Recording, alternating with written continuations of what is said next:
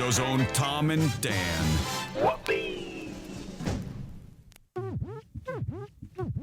Hello. This is your Mediocre Time with Tom and Dan program. We hope that you will find our presentation precise, joke heavy, and just right. Thanks.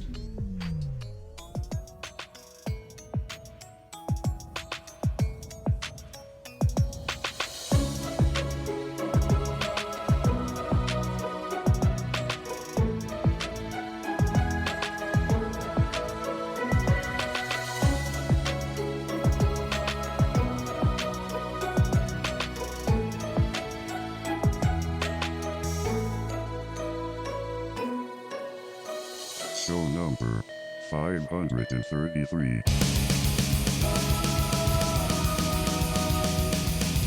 Hey guys, we're shaking. Hi. What's going on? You had a rough morning, didn't you, or no? Wasn't that rough? It was Tommy's kindergarten orientation, like meet the teacher thing. Nice. How'd he do? It was fine. So you show up with a gift card, right? Immediately. Oh, the bribery. I'm going to talk to Dan and Lynze about that. That's what you do. Yeah. Well, I screwed up. I forgot to do all that. Then I panicked and then A lot of things, apparently. yeah. I forgot got there a was message even- from Her Majesty's Services this morning saying, Oh, where's yeah, Tom? yeah, He's supposed yeah. to be at his house. We're doing a walkthrough. Yeah, we were Yeah. getting texts like crazy here, and then I was texting you, but the texts were turning green, which is how I know you either have your phone turned off or you didn't plug it in last night. No. Really? It was good? Were you getting my texts? They were No. turning green, so I was like, oh, something's wrong. I wasn't getting anybody's texts, which is weird. What's But wrong with your phone? yeah, it is cracked. I did drop it. Your brand new one? Oh, Yeah, my yeah, God. but I got insurance on it. Anyway, I did show up at the school, and then I was like, "Welcome, class 2032," and I was like, "What the hell was that?" And then I was like, "Boom! That's when he's gonna graduate high school." And then and it blew my Why goddamn did they mind. put that on there? Oh, that's the worst. yeah. Like, Why yeah, don't remind me put of that? Insta tears. Yeah, that's. Did moms cry? Well, she didn't realize this is how dumb me and my wife are. We're like 2032. They got that wrong. These fucking idiots got the number wrong. It's 2019, you fucking idiots. yeah. We're the real Swamp Tom Bands. Yeah. And so then I'm What like, have we been calling ourselves? Swamp Clowns. We're Swamp Clowns. Yeah, Swamp yeah, Yeah, yeah. do you want to be a Swamp Clown? Sorry, you can't be it. Can't be it. You're too smart, too good looking. Swamp clown. You'll never be a Swamp Clown. You're too educated. So I'll introduce our guests. Dan and Lynze Cummins Hello. is here. Yay. How you guys doing? Thanks for having us. Dan's going to be at the Improv on tonight and tomorrow, and then on Sunday, me and Daniel are going to be doing a live Timesuck with Dan Cummins. Yes. We did it last year. This year is a new topic, so get your tickets. I know a lot of people have been buying tickets, so they will be sold out. So I'd get them as soon as possible. I think the topics, it took me a little bit to figure out how to kind of do it too. I mean, it's like, I think the one I did with you guys before was maybe the third, fourth, something like that I had done live. And I was just picking one for each kind of, show. It'd be like a new topic. And I realized that was just too much. So now I kind of tour on one for a while, the live show. Yeah. So you can figure it out because it's so different than like the regular show. It's way more pictures.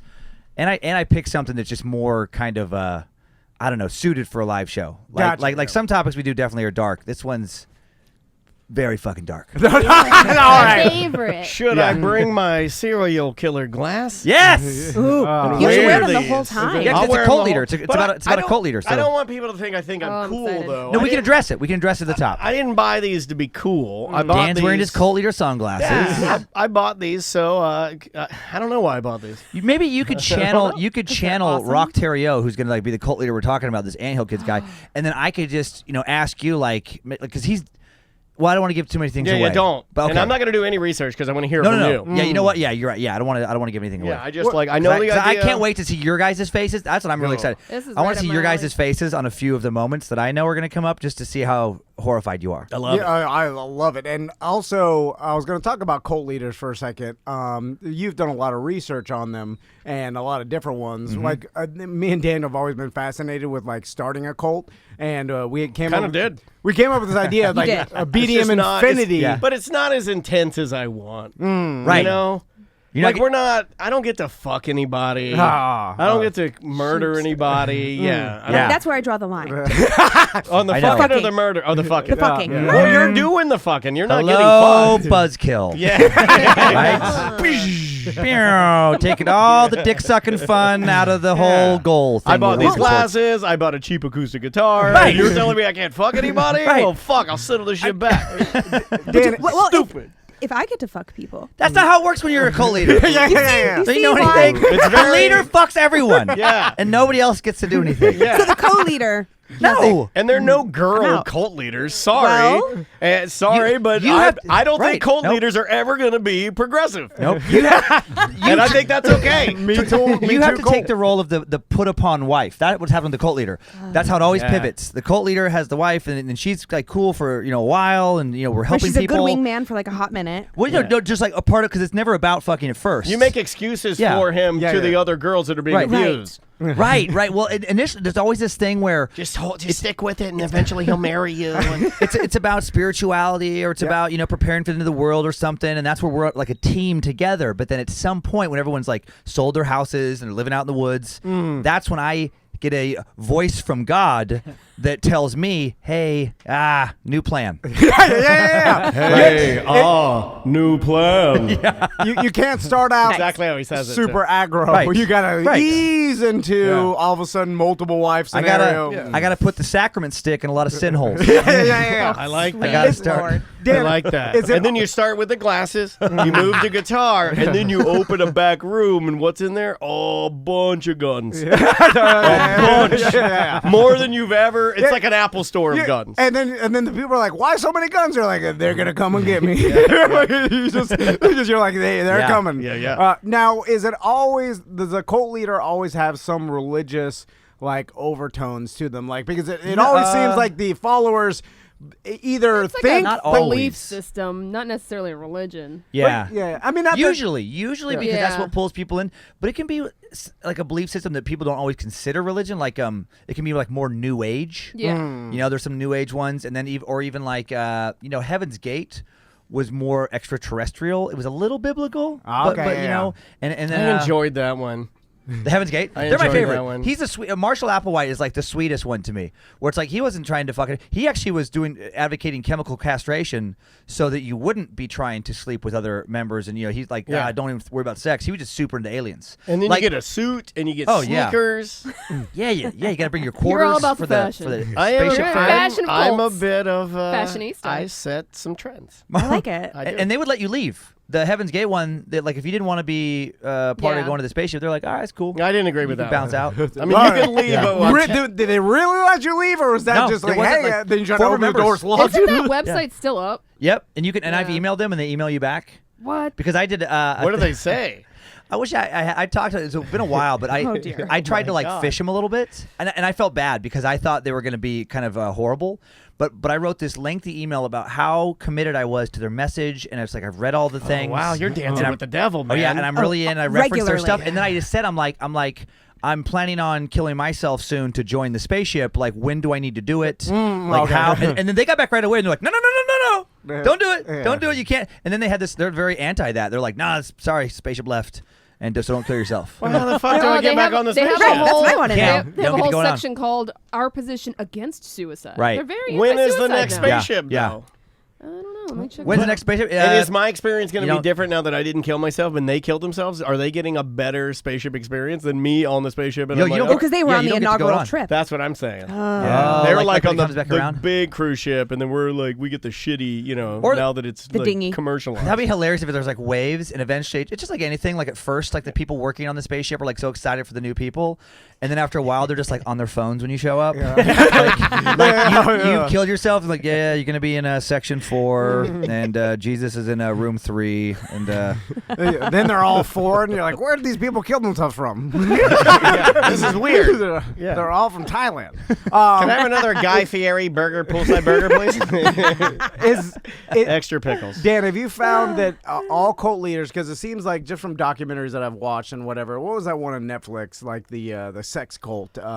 It was it the God The damn it. Rajneeshis? Yeah, maybe those guys. That what was that called? Wild Country? Wild Country, yeah. Yeah. And it seemed like when it started, it all started with the right reasons and like the Well, they person almost always, well, not almost, but a lot of them do. Yeah, a lot of them do. And then it slowly morphs Oh, into yeah. something dark. Have you found that like That's almost always the arc, because sometimes I don't think that a lot of the cult leaders initially go into it like, oh, I'm gonna get so much puss. Like I don't think that's the initial like drive. Yeah. I think they have some crazy like spiritual thing, and then once they realize that like all these people are gravitating towards them, and then there's like a lot of young girls. I think it like more like, okay, let's see how far I can take it. Like I was gonna save everybody and take them to the promised land, but Yeah. there's some good puss in here. Well, and like Jim Like that? Jones. Well, you Right, can't say right. no.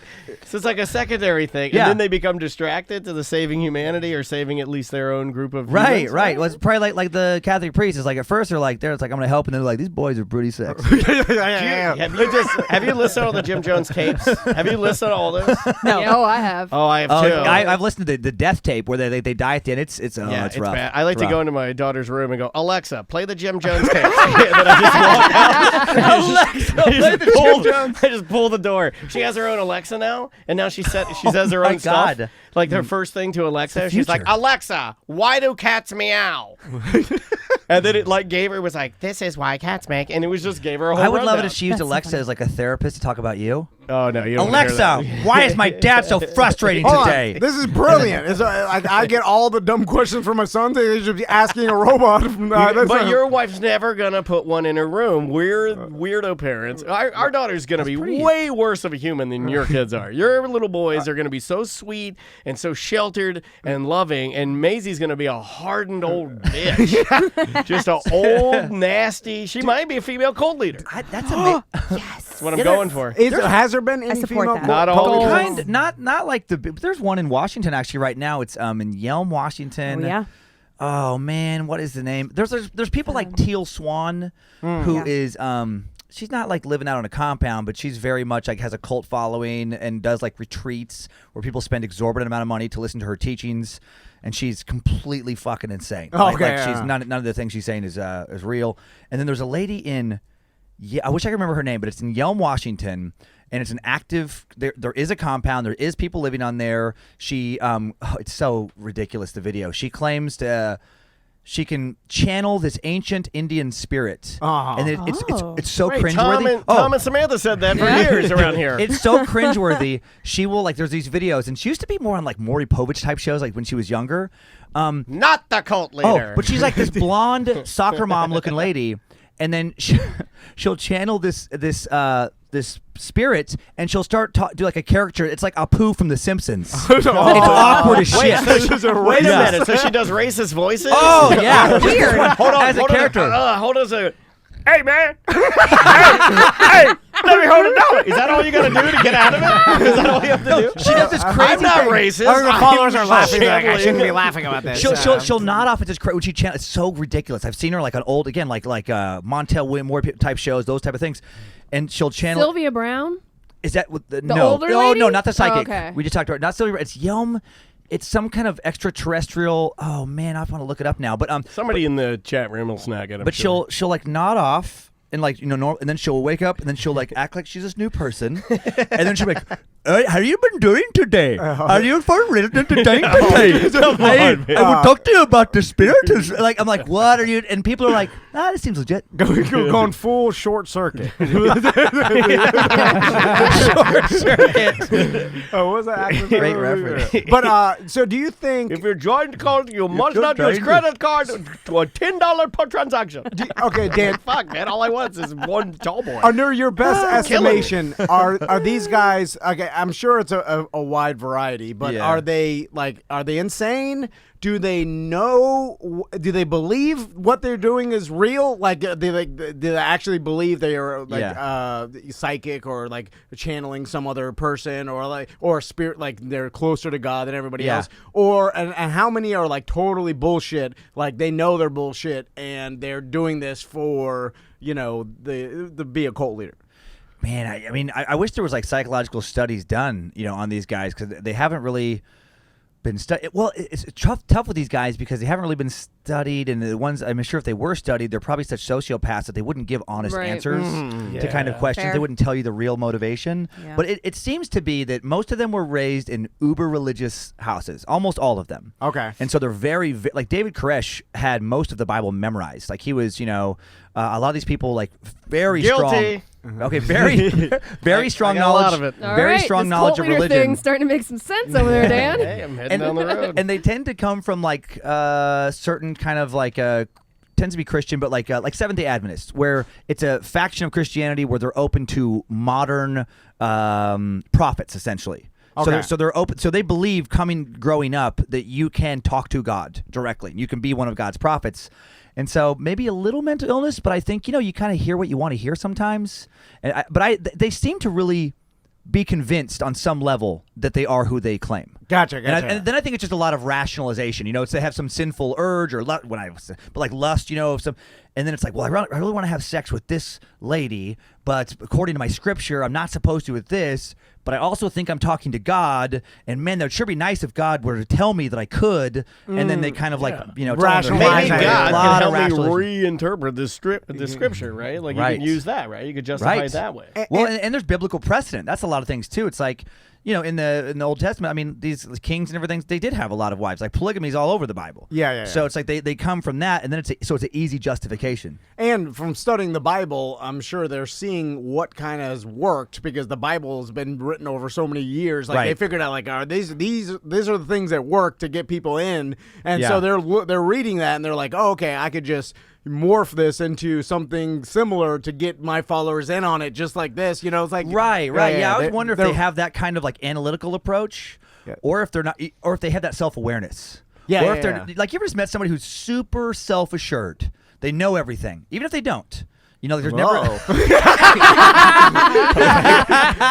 Mirror, I'm right to be a That cult was, leader. that was just for the Twitch viewers. I wasn't going to say this guy over here. But if you take that personality type and put it in a very religious thing, and then I don't know. Look, with the way he combs his hair now, here, put my glasses on. See, Tom's just hot religion. Put those on now. You want to see a young Jim Jones? My God. Look at that guy. Okay. He looks super extra creepy in those. Hold on, let me put your camera. Look I don't right know at the why. camera. He He looks like a young Jim Jones. I'll convince you to follow me. Don't look at me with those glasses Yeah, on. it really fucks with Sam. Like, we put him on yesterday, and Sam's like, stop! Yeah, look at it. Like a young Jim Jones. Perfect. So, Dan, I don't want to jump into it, but since we're already talking about, But should we some do topics- the shot first? Yeah, To kick off the let's do day? it. Okay, hold on. Here we go. We're going to do it. We have a whole intro. Daniel got high and created a game. Daniel got high and created a game. Daniel got high and created a game. Okay, you guys ready? This is game show no one asked for. It's called Vodka or Notka. All right. What is this now? Happy Friday. It's the game show you knew you didn't love. Wait, what? You didn't ask for it. You didn't ask for it. It's called Vodka or Notka. All right. Where we're Vodka or gonna. Notka? I've got 2 cups in front of everybody in the room except for me, because I'm my dumb game. So you've got 1 and 2. One of the cups in front of you has real vodka in it. The other cup has. I bought this at 7-Eleven this morning. We've talked about this on the show before. Lord. This is the finest of Stroysky Russian-style premium grape wine with natural flavors added.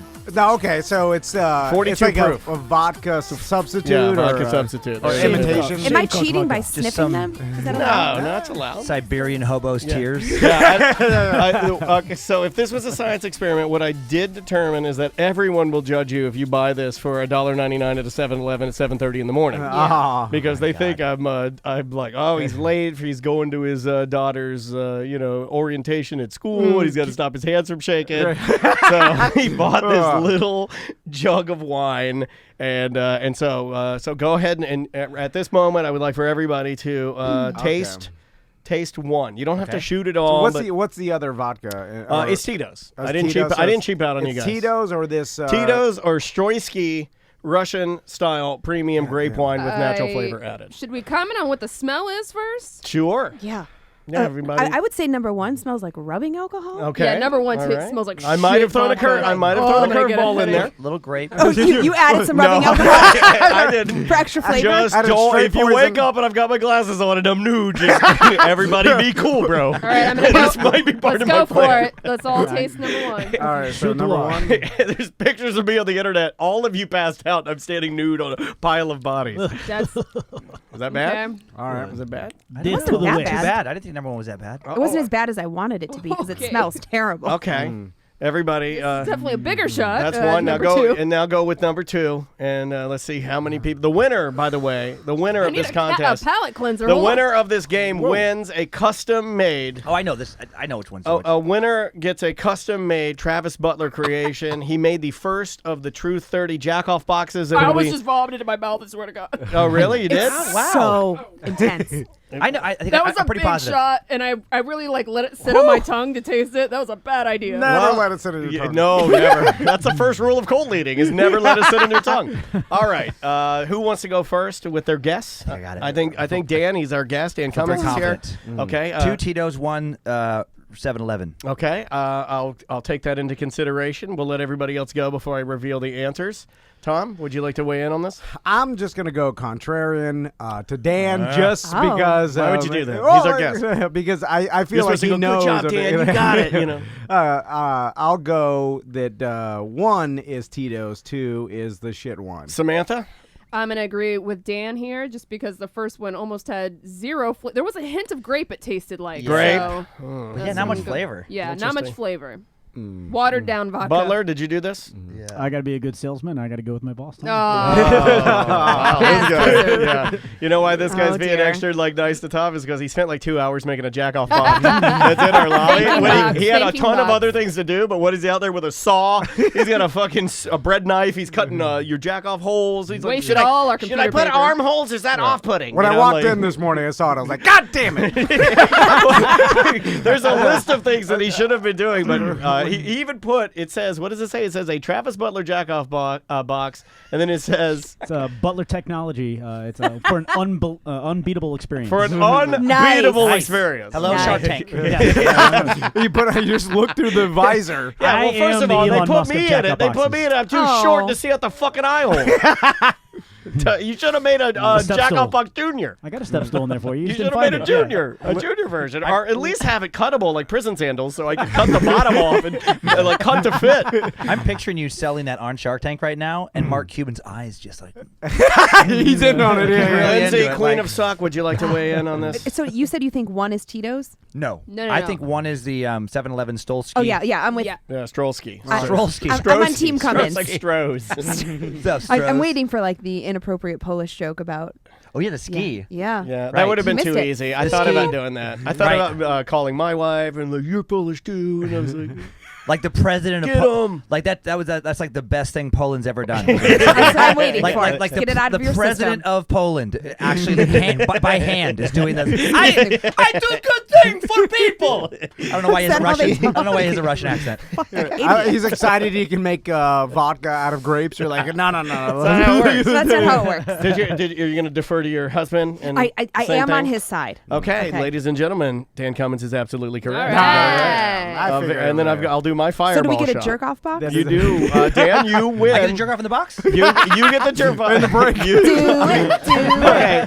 Turn the visor towards the wall. If you want to do that, I'm going to respectfully ask you to go into our courtyard. Can I wear the glasses while I jerk off in the box? Absolutely. Yeah. I think you must. I think it's a You're must. like, it's shaking like crazy. If I do that, then I just it's God's will. Oh, Baldwin's gonna kick us out of here so quick. The only other thing that is going to be a little awkward, but much like Let's Make a Deal, you guys have to take the box home on the plane. There's no. It's like winning a goat when you get zonked. You know, you have to take it. So Butler, go ahead and get the tax form out. Let him fill that out before he leaves. I mean, we're on a big game show Yeah, here. we'll give you a luggage tag. Actually, I would love it if you had to take that on the plane. Oh my God. Because coming here, he was wearing a T-shirt that says, "Do you even cult, bro?" I saw that. Yeah, I saw that on I kept Instagram. forgetting I was wearing it. And people were that. looking at me weird. I'm like, what the fuck? Oh, yeah. I didn't, Yeah. I didn't forget because I was walking next to you the whole time. People would look at you and then look at me like, "Are you okay?" I I didn't even think about that. Ask me about human trafficking. Oh my God. All those human trafficking signs in the bathroom. I'm Is like, that our "Great." new shirt? What? Ask me about human trafficking? I mean, I'll do it. Yeah. It's not going to sell, and All I'm we're going to gonna get a do lot is of hate mail. educate people on it, right? When you get to the ticket counter, You you can just give the put money to a charity. a blanket over her head like a parrot. All right, she's asleep now. It's two a quieter tickets. now. My T-shirt says I bought her fair and square. Yeah. I paid good money for her.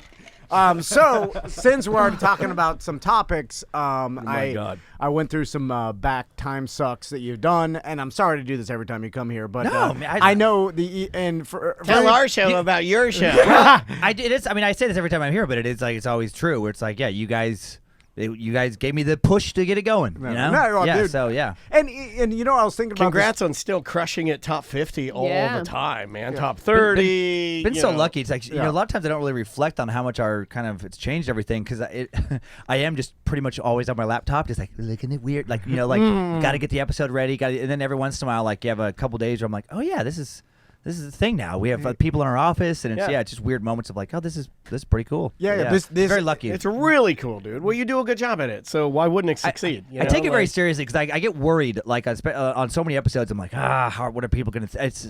I don't want to let that worry dictate not being me. Yes, on yeah, the show, we do it all the I can, time. Yeah, but I can tell that I care a lot, because it's like I know people are really it's a different kind of pressure where it's like now that there's more people listening or people that are really invested, it's just that thing of like you don't want. I'm sure you guys understand. Like you don't want to let them down. Yeah. You don't. It's like you just feel like and sometimes you you don't do a do, good job. and you will. Yeah, that's human nature. And then yeah. you get bummed out. Like we have shows in here, but we've been real open now with BDMs, especially when we do BDM shows, like on the OG show. We have like our meetings now. We kind of just like we're real with them. We're just like, yeah, we did that. That fucking sucked. We did that. That was great. Do you guys want more of this? What do you know? And That's awesome. It's more fun to do it that way, but I don't think we'll ever be completely satisfied with anything. But that's good. That's good, because I notice like when comedy, just anything, when you meet people. Whenever I've seen a comic who comes, just use that as just because that's my only reference area, always come off the stage and basically have this attitude of like, fucking crushed. I've never said that about anything I've Me ever either. done. I've never walked off a single show out of the thousands I've done and be like, yeah, that couldn't get any better than that. Like, my daughter was born, and right. some people say she's so cute, she's so beautiful, and I'm like, it doesn't matter. I mean, the hair's a little thin, a little mouthy, little that attitude little taller. Nose is a little big like mine. I do like those guys because they do exist where you come off stage, you're like, these people are lucky they saw that. We're like, what? Right. They're like, how do you have that much confidence? No, but the people I tend to like that I think are doing good are always a little worried because that's what motivates them to get better. Yeah. So it's like, and I love hearing that from you guys, and just I love the care you guys have with your fans because I've taken that from you guys too, just that hyper awareness of, like they allow us to do what we do, and so it's. But some people will never check in with them that way. Some people are like, whatever, the fuck do this. They can like it or not. It's like, well, if they don't, you don't get to keep doing it. Yeah. Oh, we've seen it, and that's a big thing. In like turning your back on your core is something that we've seen firsthand. Yeah, really. In terrestrial radio, in terrestrial radio, mainly. and not in podcasts because it seems like everybody like I see a lot of different podcasts. Guys, by and large, give more fucks. Yeah. I think it's just because it's the you have a direct relationship with your audience instead of the separation from working for a big corporation. Like you work for a big corporation and there's a separation you have from the people who support you. Where we've seen it back when we worked in radio. Like there was the quintessential tagline that everybody said is like, thank you very much to our listeners. If it wasn't for you, we wouldn't be doing this. But they don't believe that for real. Like because you're just like, it doesn't matter. You work for a giant corporation. The corporation pays you, so really your allegiance is to the corporation, not to the people. And I think when you have your own business, a podcast, especially when you don't work for anybody, you're like, oh shit, the people are my boss. These people are who I care about. I care about. It's so pure. Yeah. On your social, I see you guys do it. It's like, oh, Dan, my file at the 20 whatever mark. I heard something, and you're like, I'll get on it. I'm right on it. Like I see you guys do it. That's what we do. Right. Like 2 days ago, we had the guy like, where's ACT? Yeah. from 2 nights ago or whatever. Yeah. And they're like, well, we're waiting on the pre-roll that we should have been in there. And I was like, I got it. I'm running to the studio to send that thing to get it done. I mean, it's kind of exciting though, too. Yeah. It is. There's a lot of like, I feel like we need like rubber bands in our office that say like, what would Tom and Dan do? No, don't do that. There is a Don't lot do of that though, because it's Yeah. Well, you guys have a rare thing where it's like yeah, that's it's so special. and it's still. I love seeing like it just keeps evolving every It's time. so inspiring. I come Ooh, down look here at our where. statue. I can't show it on camera, but this I'm gonna have somebody make that into My me. God! Of you and me and Tom. Yeah, this is Hercules. Is Tom upside down or are you? I'd like to think that I'm doing the grabbing in this one. Like this is Boss called move. foul play. Magnificent example of early Greek mythological gods Hercules and Diomede engaged in a classic struggle for dominance. Nice. Yeah, back in the day when you wrestled with a man, Right. you put your hand on my thing, and I'll put my hand on your thing, and you flip me upside down. We'll see who's stronger. I was thinking How about much this. money for you to pose with me like this? What nude? Like Nude, I'd grab yeah. a dick? Real. Look. $87. Wow, that's a bargain. Specific. Yeah. That's how much money I lost in preseason gambling last night. What'd you bet on the Dolphins or Falcons? No. It's it was other things. Why are you gambling on preseason football? Oh yeah, the biggest edge. I'll teach you about that later. Is this why you forgot about your Yeah, got the child's biggest edge, school lost orientation this morning? $100. All right, teach me about it, Grandpa. I can't wait. So I'm glad you brought this up because like I was thinking about this the other day, and there's like when you Dan first came to us and we're talking about podcasting and stuff, and you were telling us an idea. Like I feel everybody should help out everybody else. Like I feel like in any like either entertainment world or like a media world or whatever you're doing, if someone comes to you and like, hey, what do you like? You should always give up that information because what's in it for you not to? Right. Because it used to be back in the day. It used to be like, hey, I'm not gonna like, and especially I know it reference radio. a lot, but give my secrets. But like people that ran the board used to never like to teach anybody else how to do it because they thought they were teaching like someone to take their job. Oh, it was They, always like, an old board op joke because that was like my world. So like coming in, but I taught you because I wasn't one of those guys. Yeah. But Yeah. it was weird and very, very difficult for me to find somebody who would teach me the board.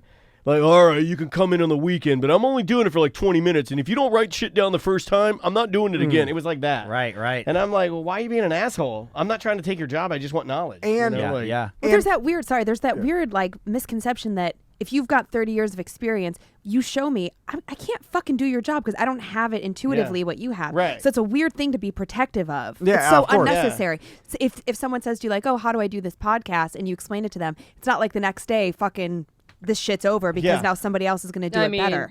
Dan is doing it better than us. It's a very that's the different thing. podcast. But that's why Yeah. you should help people out because absolutely, when And it helps everybody. Right. Dan now now the option would have been that you didn't start the podcast and it's not successful. Like, how does that help my life? Right. Why is that good for anybody? I want to be a good human being. Like I want the good energy of seeing my friends. Like that's a big thing too on Facebook. You see people that don't like people when they're succeeding. You know, you can tell when people don't like that. Yep. And I think that's bullshit. Yeah. Right. And in a day and age where there's unlimited content to listen to, it's like because there also is that thing of like, well, if I help this person, it's another competition to my podcast. Or that fucking doesn't exist anymore. It's like everything's out there, and like it was advantageous for us to try to help Dan as much as possible. And believe me, we just gave him our here's some ideas of what we did. Dan did it all. Yeah. You and Lynze did. You built your business and continue to. Yeah, it's you guys And hard shout out work to, that we got to did throw it. some love to the Rev, right? Like, is he Reverend Doctor? Yeah. Oh, he's so been- great. I like that guy a lot. He's cool. He's such a good find. Dude. He's so invested, and and he has similar. With you guys, like he came from terrestrial radio. Yeah, he did a decade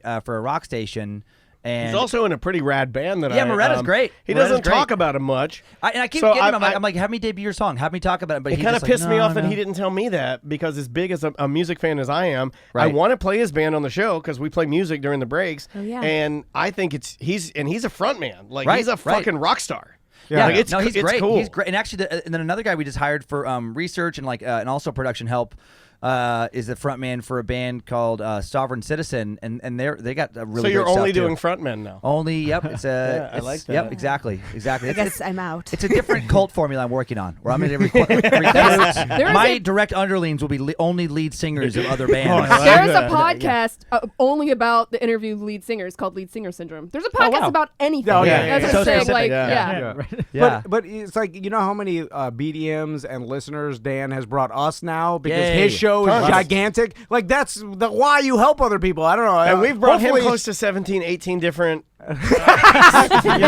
people that listen. I don't really I know love what they hearing do. that it's going back though. That makes me so happy. You know, like that you guys are. Yeah. Oh yeah, but that's the reason why everybody should help each other, because it will only help you in the long run. Like, listen, Dan and Lynze, they would have done this regardless. You guys, it's not like we give you some fucking secret or anything. You would have done it already, and now we got this cool relationship. It works out for us both, and so like of course, just help each other out. It is weird though. I do find that like when people just guard certain secrets that like when people ask me like what kind of equipment, like if I'm working with somebody, I'll tell them everything, because it's not like they couldn't find that or that's what's going to take us down. Yeah, it's a yeah. weird thing. And I there's find, no right way either. Right, Like right. we use what we can based on our budget. I want to upgrade your microphone and Travis's microphone, more so yours, not so much Travis's.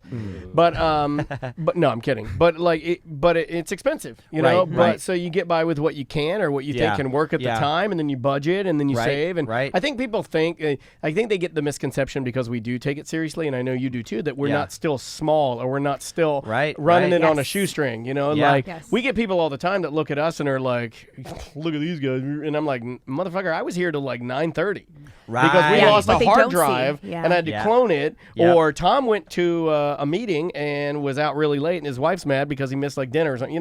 There's always some shit going on. It's a lot of that work you running your have own to business. do. But people don't see that stuff. And it's not the fun stuff. I know people are tired of hearing us talk shit about it, but they got like this podcast convention is coming to town. When is it? Next I week? think it's next weekend. Yeah. I thought it was this weekend. Are we buying a billboard Hold to on, tell let's- everybody? Pod movement? Pod, Yeah. And podcast movement. We've been talking shit about it only because like tickets are like $400 or $500 They're a piece. so expensive. I looked into it. The only reason I'm talking shit about it is when I emailed the guy and I said, "Hey, we're probably the largest. I don't know for certain, but I'm gonna guess we're the biggest in Orlando, and that's where you're coming. Right. We'd really love to, whether you want us to speak on something, help people, set up a booth, whatever.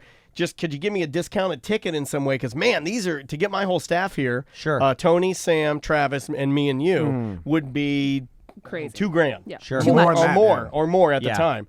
And he's like, if it costs too much, then maybe it's just not the right thing for you. And I'm like, God damn, Mr. It starts next Tuesday. Yeah. Well, see you next Tuesday. but it's You assholes. it's quintessentially like big business taking advantage of people wanting to start podcasts, and Right. and like they're like, hey, you want to start a podcast? Come here, $500 a ticket, and like I hate that shit because it's like, man, all the information is out there, like Right. nowadays, and people are willing to help you out, and like if you want to search for it, it's there. Yeah. And if you're not willing to search for it, buying a $500 ticket to some convention is not going to help Also, you. Like if you don't have also for that price, like I have never heard of any of these people that are going to be at this goddamn convention. Yeah. Well, here's the other thing. If you want information on what we do and you don't want to spend the $500, then save your money and just email me, and I'll send you all the secrets. Yeah. Right. And I do it every day. Like Well, I get yeah. people to hit me up every day because I have a sheet now. I think it's the same sheet I might have sent you years ago. For equipment and different I've things. updated it and stuff, but people are like, what do you use? Here's what I use. Here's how to do it. If you have any other questions, whatever, just hit me up. Email me. I'm here.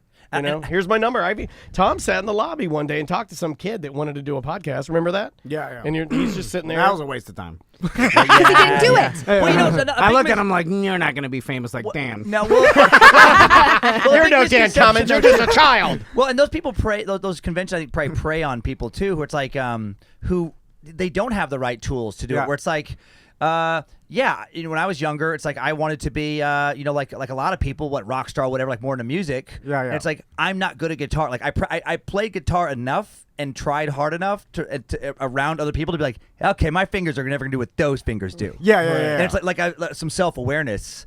And that's the thing about podcasts. That sounds like something a cult leader would say. It really. But those podcast Humility. conventions, they act like they're trying to. No, just the finger part. Oh, the finger Like, parts. I'm like, "Ew."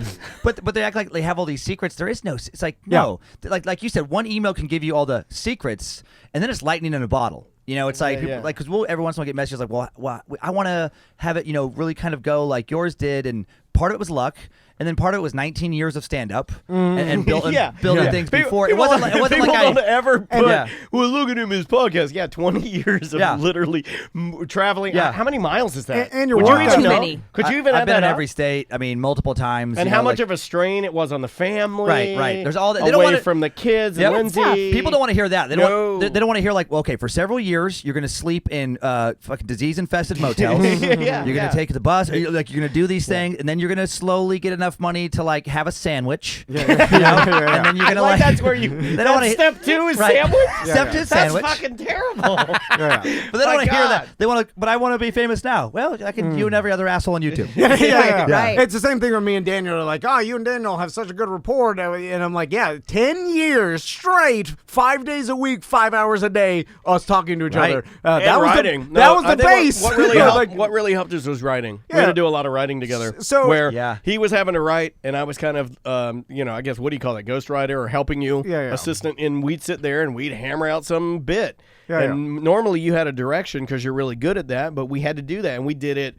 How many of those things do you think we wrote? Thousands. 2 a Like day bits. for years and 2 years. days for. I mean, just like gotta have a bit, and you know what it's like though. Yeah, it's work. Yeah, if you but you're like one of into one it. person we can talk to that's ever kind of done that. Even though we're not stand-up guys, but it's the same thing. If you grind out and it's like a batting average thing, you get all the failures people don't see, all the projects that go nowhere, all the jokes that bomb or whatever. It's like a lot of that to get to something better. 100%. Oh God, should we take a break? Yes. Keep us on schedule. Yes, and when we come back from the break, I do want to go over a couple topics that Dan's done some time sucks on that are super interesting. One being Casey Anthony, just because he's here in Orlando. Sure. Oh my God. And then we were talking about OJ. I know you did an OJ Simpson one recently. And hopefully those two hook up. And hopefully they have a baby. What if OJ and Casey Anthony have a baby? It's just crazy enough that it might happen. I mean, I'd watch them have sex. Like a video or like through the window or from the box. Either. No, what do I'm you not want? paying them a fucking dime. I mean, being on purposes is a little scary because he's still a pretty large man. Big arthritis dick. Oh my God. That's the name of our band. Big arthritis dick. Tell Paisley that we started a band called Big Arthritis Dick. Big Arthritis Dick, and we want him to come. Good acronym. Come see. Bad. Yeah. Just call it bad. Big Who's arthritis bad? dick. Who's bad? Big arthritis. Arthritis dick. My dicky hurts. It hurts real bad. I took Advil and now it feels rad. You gotta get the first single. All right, here we go. I called an audible. I threw out all the music I was gonna do this week because Cashed Out. We love Cashed Out. They're a local reggae band, and they have a new album that just came out last night at midnight called Undercover. So we're gonna. The reason I did this is because kids are going back to school. We're ushering the summer out. We're welcoming in cooler temperatures. So let's enjoy the end of summer with some beautiful Cashed Out. The album's called Undercover. This song's called Good at Getting By. Check this out, and we'll be right back with more A Mediocre Time with Tom and Dan right after this.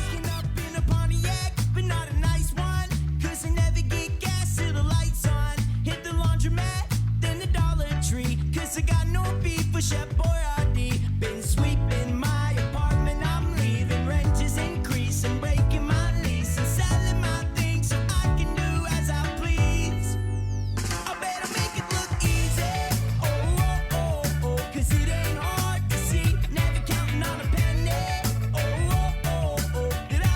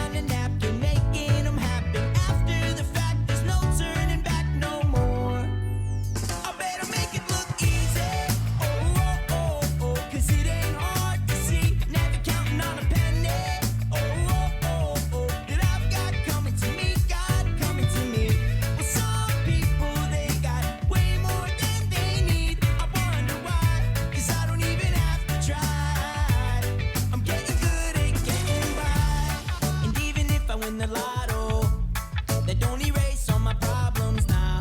I know I'll make it through tomorrow, with or without what I got right now. I'm getting by and that's the motto.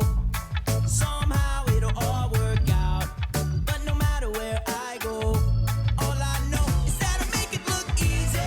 Oh, oh, oh, oh, 'cause it ain't hard to see, never counting on a penny. Oh, oh, oh, oh, that I've got coming to me, God coming to me. Well, some people, they got way more than they need. I wonder why, 'cause I don't even have to try. I'm getting good at getting by.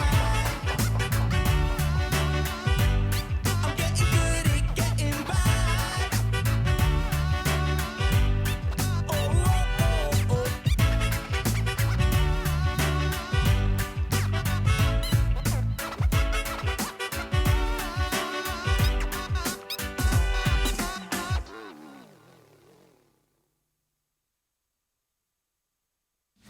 It's a mediocre time with Tom and Dan. Put some respect on my name. Respect our name. I ain't gonna say it no more. You cracker ass motherfuckers. Call Tom and Dan now. 1-844-TOM and Dan. That's 1-844-TOM, the letter N, Dan. Leave him a message, and you just might hear yourself on the show. 1-844-TOM and DAN. Call them now. Or later.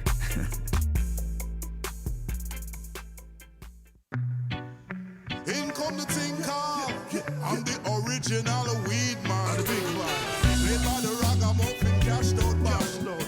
No grinder, we just crush it in a hand. And that's for why you have to understand. Don't ya? Inhale the air, I feel your sweet sense of me. You make sense to me. You heard right, homegrown to heal the people, and it should be legal, but some still put up a fight. Not everyone can walk in the store, buy an ounce, nothing more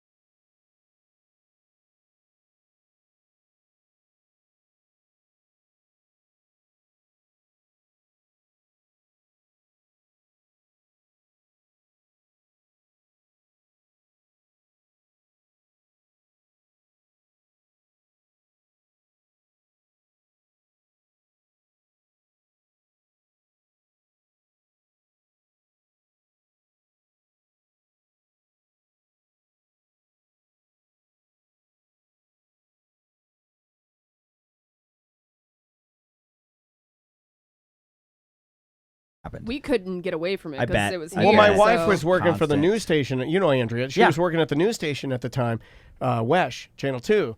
So every day she would have to update that story. Yeah. And it really, and I've said this before, but like we were talking about it a couple days ago even, and she was like, that's what drove me out of the news business. I bet. Like she Wow. was That's an specific. online reporter, she would write all the stories that go online. So she had to dig through all this stuff and then watch all this video and then post the videos Yeah. and then update. Right. She's like, I can't do this anymore. It's just too depressing. Kid death is not fun. Yeah. Death is not fun, but kid death Maybe I really shouldn't have brought not it fun. up. No joke Friday. No, as they're saying in it's the totally, chat room.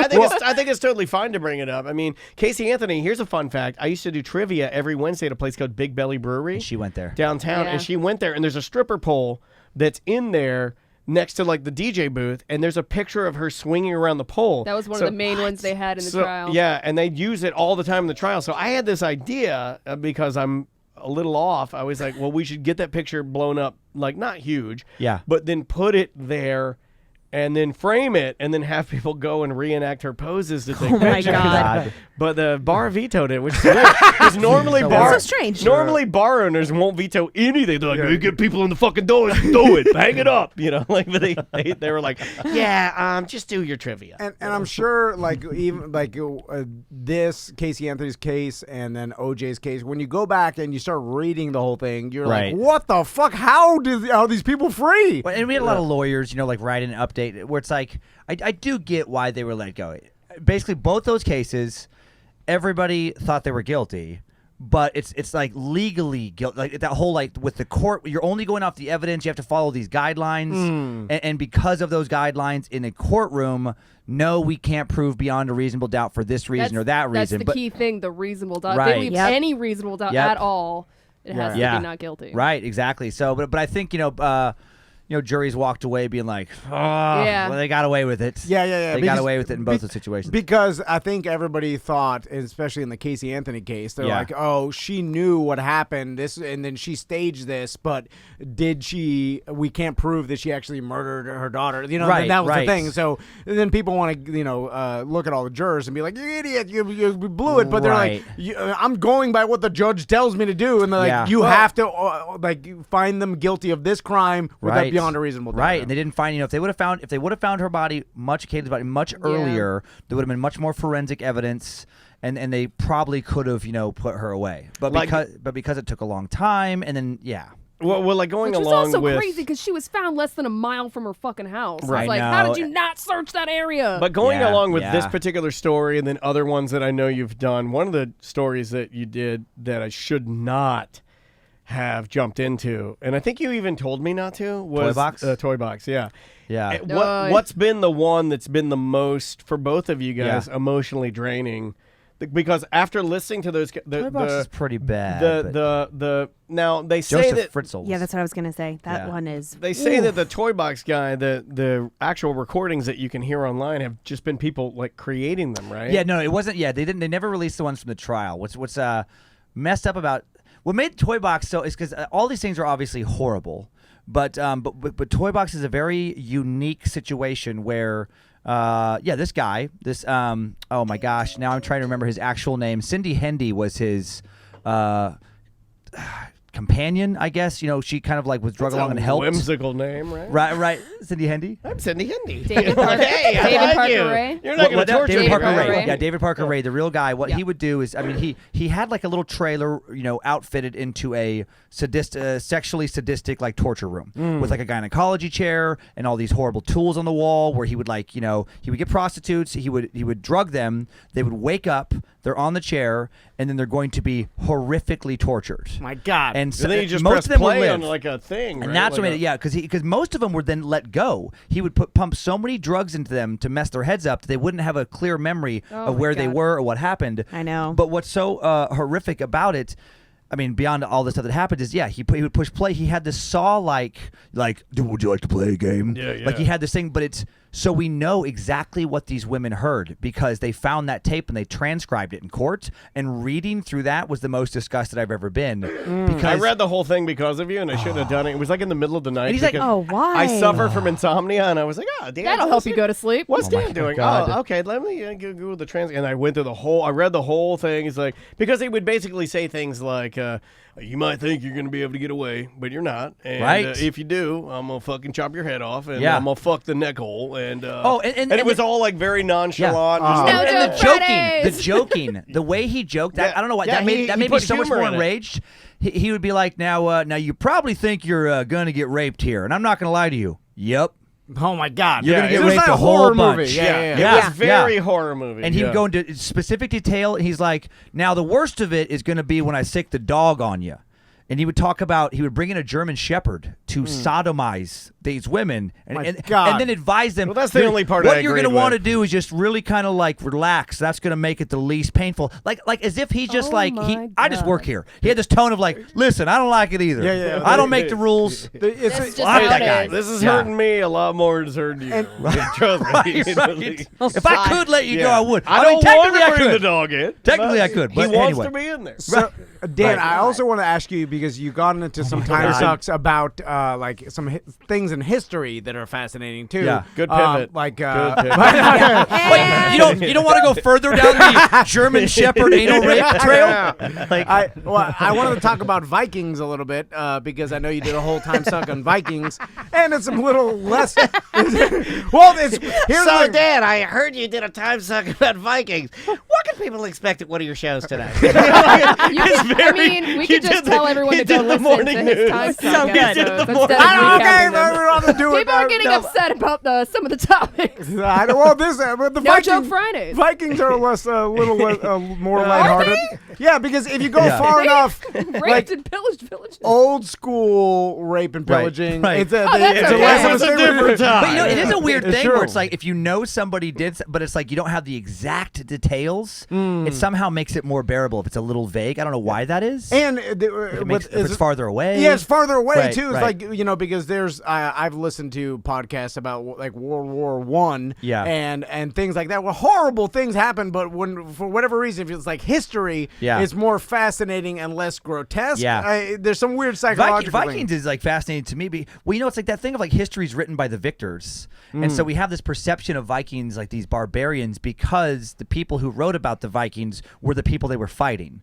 You know, like the Anglo-Saxons and all that kind of stuff. And so you see like a lot of these movies where it's like these chivalrous knights and things, and then the barbaric Vikings, which is not true. Like they were all like the rape and pillaging. Everybody raped back then, like the soldiers' wives. That was like a thing of war. Where if you conquered this village, Every side was doing it. Every side was doing it. Like they were just like that was like almost like a thing for the soldiers. You know, like almost like a recruitment thing. It's like you get to take some of their stuff and you get to do some raping. Yeah. Like it was just like it nuts, just went on constantly back then. So Yeah. it's like it wasn't like something like culturally specific to the Vikings at all. I feel like if Yeah. you use that now, there'd be more people like enlisting in the military. Oh my God! the different type of listen. We can't pay you a lot.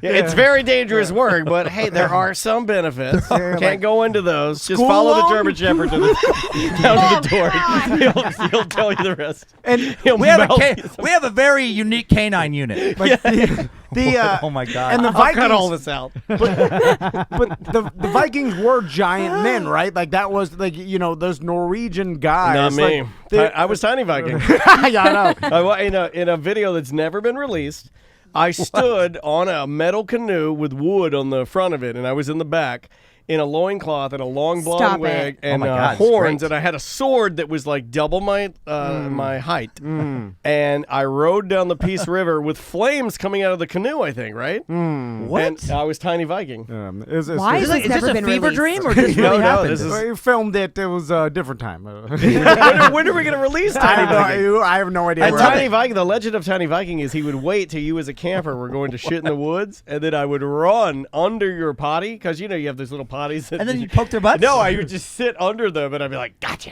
You know, like- I feel like that's gonna backfire on you. Like, just got. No, You got me. No, you underestimate how quick Tiny Viking is. Very fast. Very fast. The most I've ever got is a little on my horns. just a scope. But yeah, I don't like the size. Like, It's a true story. You guys are looking at me like an idiot. Is that a real video or not? Yeah, it is. Now all the And moving on. Yeah. But all like those giant strongmen and stuff, Right. they all come from. Oh yeah, now Nordic like countries. yeah, I can't remember. I don't know if there is any like way back when because But they were like bigger than normal. I don't. There wasn't like a lot of battle descriptions that I recall, at least, of them like, oh shit, these guys are gigantic. They were like, there was a weird thing. The Berserker thing is true, where there was kind of like almost like a religious sect within, because like Odin, and they had like all of their gods, very different type of gods than than the rest of like Christian Europe. More like pagan type gods, I guess. But some of these fighters these berserkers would be like this religious ritual. They get themselves all worked up, and they're just going to go ape shit in battle as like channel like this war god, and just. But they think that they might have taken some kind of like drug. Speed. Yeah, and they just. That's what you take. And they actually, I loved it. Like there's this weird detail where they finally banned it because these guys were too crazy. Like they would just go so crazy that if the battle took too long to get started and they're all hopped up on their berserker juice or whatever, they would just start fucking killing each other. Oh, really? Right. Like we gotta let these guys out because like, we're gonna kill something. We got 5 minutes before we're gonna kill something. Be like, shit, we timed it wrong. This guy's going crazy. Yeah, it's like lighting a firecracker or something like that. You're like, no, wait. The enemy's not here. No, it's going to go off. Yeah. And I promise, the last subject I want to talk to you about is something I've saw like a resurgence of on Facebook for whatever reason, but it's the moon landing conspiracy. Oh God! And I know there's family members of mine that don't believe that we ever landed on the moon, and and I think they're bullshitting. Like I'm like, like I'm looking at their eyes. Like, are you saying this is just to fuck around, or do you? And 100% they don't. Well, do not believe it. what's their stake in it? Well, I think they believe that it makes more sense that it was all made up and staged rather than back then. I think they don't believe in the 60s we were capable of doing that. And well, I find most conspiracies come from people just being really not being good at science. Mm-hmm. They don't fundamentally understand how science works and a certain kind of logic that has kind of they're not applying to that issue or something. Like there's this thing called Occam's razor, this philosophic principle where it's like the simplest answer is usually the correct one. The things that requires the least obstacles to be correct. And and like with this the moon landing conspiracy, like forget about even trying to understand, I guess, like the scientific principles, like how they could get there. Think about what it would take to pull that off. It's not a couple people holding a secret and showing. There wasn't kickback like from the Russians, like the cosmonauts. They were like, get the fuck out of here. That's impossible. Like no scientific group was ever like, no. Everyone was like, yeah. Like people, if thousands and thousands and thousands of people who have dedicated their lives, like they have very high IQs, very high test scores, they're in the scientific field. If none of those people bump on something, like if they're all like, yeah, that could be possible, then why are people listening to some conspiracy theorist who like has a fucking 2-year degree in whatever and is in their basement being like, look, you need to listen up, sheeple. It's like that guy versus fucking all of science. You're and also but it happens a lot. There's literally a Hell's It is. Angels saying of like 3 can keep a secret if 2 are dead, and the reason why that's famous is because no one can keep fucking secrets, and they use that to say like only one person can keep a secret. So you're asking like all this like a lot of community to keep this under wraps, and of course it wouldn't happen. That's the problem with conspiracies. Too many people involved. Exactly. If the moon landing was really fake, I mean, then it's like so like all the people at NASA lied, and they're having to keep that lie up to this day. Yeah. Because think about all the scientists today, where if that truly was just not able to happen, there would be expert after expert, like really, truly qualified, educated experts being like, no, that's fucking silly. Yeah. There's not even a moon. And they would be famous for finding finding out. It's the lizard carousel. There's some lizards that have mirrors, and they trick us. And come on. It's like, Yeah. And they were talking about, like I saw on Facebook, some guy was showing that the moon photos, like the photos have been photoshopped. Right. And even like NASA was like, yeah, we photoshopped them because to clear them up and make them look better for press or whatever. And then then they take that audio and they're like, look at this guy from NASA. He's saying that the moon airbrushed these photos. Right. Well, there's a big thing with the moon. Like one of the big smoking guns of like the moon landing is that NASA erased the tapes of the landing from the moon. But if you dig further, it's because It's like how 24 frames. It's a frame rate thing. And it's like film, 24 frame rate. TV is like 30, like 29.97. Like there's certain frame rates that play on 50, certain devices. 60, there's 60, all kinds of different ones. Yeah, but it's all this tech stuff that a lot of people don't understand. But it's like if you understand a little bit about like how that stuff works, it was 10 frame rates per second. It was a very slow thing. The type of cameras they had to use on the moon, and then that information would get beamed to some Australia and U.S. some other that would translate. Put it in the correct frame rate and then bounce that to the local broadcasting stations. The footage that was recorded by those stations that translated, that stuff we still have. They just didn't, they lost, but they didn't need that. It was like unwatchable. It was just, so we do have the footage that people saw live, but it's like people say like, and they won't count human error. They won't think of it's always a conspiracy where it's like, okay, those original tapes got erased. And it must be like Illuminati type forces, or just shithead McGee, who's 2 years away from retirement. He's like, fucking whatever. I gotta we watch. Don't need these. Listen, I just want to watch. Two men. I can't even think of a single sitcom. I was trying to pull some sitcom reference. Baby. As a sitcom. I thought you were going to say. Wow. I would watch that. I was trying to think of Jim Belushi. What TV show he had? I watched no sitcoms, so I was like, according to Jim, or something. Yeah. I should have went way back. Yeah, I mean, I gotta watch I Love Lucy. Or I should watch some 2 Men and a Baby here. See what's going on here. Where's Steve Gutenberg? Like, what did he die? He had cancer? Wow, really is No Joke Fridays. So Dan, you my whore of a wife is here. Oh my God! Hello. Is she in the bathroom? Don't let her in the bathroom.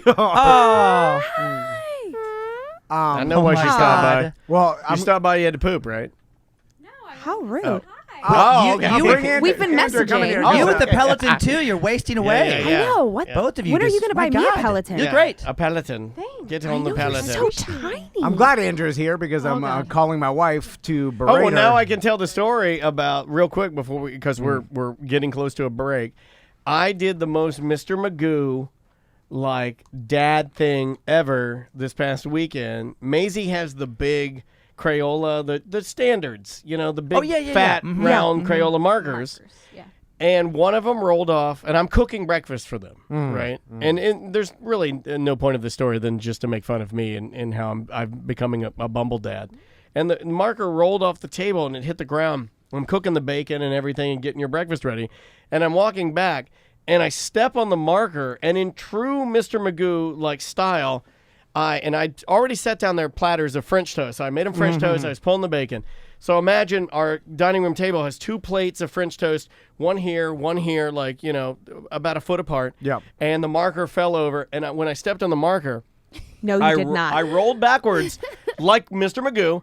I karate slapped the French toast, and it's rocketed into my face. So I'm covered in sticky goo, and then I lay flat out, and my head hits the counter. Like, oh my God. Yeah, I could have died. And it was like, Kang! And I just laid there almost dead. And these two motherfuckers laughed and laughed and laughed and laughed. Maisie was good. Because we're into Maisie America's was Funniest Home snort Videos. laughing. It was like watching it live. Yes, so she's into that right now. She's She like, can was we watch funny fucking videos? And so she snort thought it was laughing like at me. real life America's Funniest Home Videos. I love it. Dad doing a little slapstick. She was snorting and had snot and red face and tears. I like this kid. Nothing made She's her great. laugh harder than she thought it and you didn't help at all. And you guys, I was trying to pick up the marker. I was like, stop. But it was and I already went in motion. And those markers, man, if you get them on tile, it's I thought I was gonna die. The knot on the back of my head is just now healed a little bit. But anyway, so there you go. Laugh at me and well done. Thanks for being a great mom. Well, I rarely get a chance to make fun of my wife for messing up some parenting decision because it's usually me that screwed it up. What you do? This is a great lead-in to bringing your wife on the show. I know because I want to publicly embarrass her. Did she buy your boy some handguns again? This is the second time. This is the second time. But I did get home the other day, and both my sons were clutching my wife, and then like, he's there, and I'm like, what? I'm like, what's happening? And then I don't know. They've this been story. listening to Timesuck again. Shadow people. I'm like, skip the dog part. my But God. I'm like, what's going on? And my wife's like, I made a mistake. I'm like, oh yes. I'm like, I don't know why it makes me so happy, but I make so many mistakes. Wait, that was your first reaction? Yes, yes. Because it's always me that makes a mistake. So my wife's on the line. What line? Line 1. Babe, are you there? I'm here, yeah. All right. So She sounds thrilled. Well, this is gonna go well. This is gonna go great. Did I not? I'm sorry if I wasn't enthusiastic enough. No, it just sounded like you're already mad. Like at, Tom's up to something. At Tom, and it sounds like he's up to something. So I assumed I was still on hold, and then he was just saying like, hey, we're gonna put you on in a minute. So I didn't have my show voice on. Oh, okay. Before the calls, he's like, "Well, get them a song." So I'm like, why are the kids so scared? She's like, I made a mistake. I thought they were old enough to handle this because I was like, I watched it when I was a kid. Minute, she shelters those boys. She ain't gonna Faces show. of death? She ain't No, she ain't gonna. I don't believe this story for a second. She is not gonna show them anything that would scare It's them. as scary as Faces of Death to a 4 and 5-year-old. Yeah. And it's the I know it isn't. It is the scene from Who Framed Roger Rabbit of Judge Doom getting scary. rolled Whoa, over by a that's steamroller. That's pretty scary. So It you can bring is. up It is a bit scary. Dan, you Yeah. can bring it up on YouTube. Yeah. So I don't remember that either. So it all started You don't with remember that? Oh my God! That was the funniest movie. I don't remember being scared by that movie at all. it. That part's pretty freaky. And my wife showed me the clip, and then when I watched it, I was like, why did you show them that? Because I know my boys are sensitive. How does this come up in conversation to even show them? Bill, it all started Okay, when... so this is how. So Tommy and Max were like, they like to look at pictures of and videos like of themselves.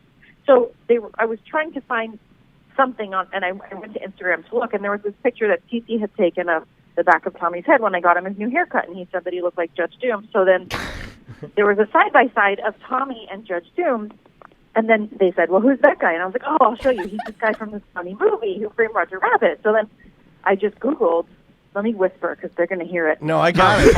Oh, they're still traumatized. I got it. Every single This night is they're like, hilarious. he's under our bed. The flat man is here. The flat man. Flat man. Yeah. And then Okay, I'm I like, have no, it the up. flat man. And then and it's days and days. Let's watch of the flat flat mans man. everywhere, and they're hugging my legs as we walk around the house because they're petrified of Judge Doom. Maybe if I hug the leg of the drunk man, the flat man. here's Judge Doom. Okay, so watch this. This if you. Oh my God. Oh yeah. So Judge Doom is getting. I didn't show them the rolling over him part. The clip that I showed them started peeling himself up. By the way, this is too far for kids. It is. And I remember I don't know when it came out, but when I was a kid, I watched. Here he goes. So he's Oh a yeah. flat guy. So I don't remember Judge this. Doom's. Got a Slender Man creepy. vibe. Yeah, he does have it a is Slender pretty Man vibe. creepy. Also back then, when they used Oh, some oh. like claymation animation, and It kind of reminds me of Tell 'em Large Marge sent ya. Yeah. So. Okay, so that's what they're Okay, afraid of? okay. And then Creepy. Okay, there you go. I got to turn that off. It's too then he scary blew- for me. You gotta see the eyeballs. Oh Yeah, yeah, here come the eye. Oh, here, I'll put it back on his so you can see eyeballs the fall eyeballs. out, and then and it's got a You very gotta hear him scream though. Okay. large Marge. Here they're going to reinflating him. Oh, blew his hat off. Oh, eyeballs fall out. Okay. Yep, yep. Yeah. Ah. What do you say? Remember me, Eddie? Dude, that's Yeah, what? that's scary. Touch. Yeah, that's creepy. Yeah, That's the creepy part. Yeah, that's not good, Crystal. I saw in their eyes they were traumatized by it, Yeah. which I kind of like. I'm a little happy that they maybe it hardened up a little bit, but now they cannot sleep or like I'm like, oh, brush your teeth. They're like, he's in there. I'm like, God damn it! Like, and so my wife Guess calls who I'm this- going as is for Halloween. I just happened. Yeah. And I was going to ask Dan and Lynze, have you ever traumatized? I have. Okay. Yeah. Sure by did. accident. Yeah, I just wasn't. I don't know. I wasn't thinking. I've done this bunch of stupid stuff. Yeah. I'm trying to, specifically with horror movies. I let. Well, now I feel like the knife. Is that the sword? Well, I was thinking the knife. I was thinking of the stapler. Oh, Is that's how you right. traumatized Kyler. I love the fact that you guys have so many. You're like, you gotta go. I'm glad other parents don't do this. There's one for each child. There's the most embarrassing parental moment. Well, there was a scary thing. Just really quick. Gremlins. I didn't think about that. I kind of watched Gremlins too young because I was like Gizmo, Oh. but then I forgot about the evil Gremlins. Stripe. Kind of scary. Oh, So he got yeah, freaked out yeah, about yeah. little gremlins being around. I was thinking about how you let Monroe. I know. Monroe was super into horror movies, and she was way too young. Just probably like 7. No, horror movies like Goosebumps. But I'm thinking, she's such a tough little yeah. kid. I'm like, okay. And so we're going through previews, but I'm previewing like The Ring, Conjuring. And she was like 8. She told me, she's like, I don't think I'm supposed to watch these. Oh, yeah. And I'm like, yeah, okay, all right. Yeah. And then what sent her over the edge was the preview for Annabelle. Dude, that preview sent me over the edge. I don't know She what I didn't was sleep thinking. for weeks. And 'Cause you know who that's- had to deal with it? Because that's a little bit of like a folklore mixed with like what Robert the Doll from Key West. Yeah. You know, a little bit of that action like sprinkled on it. Ed and Lorraine Horn.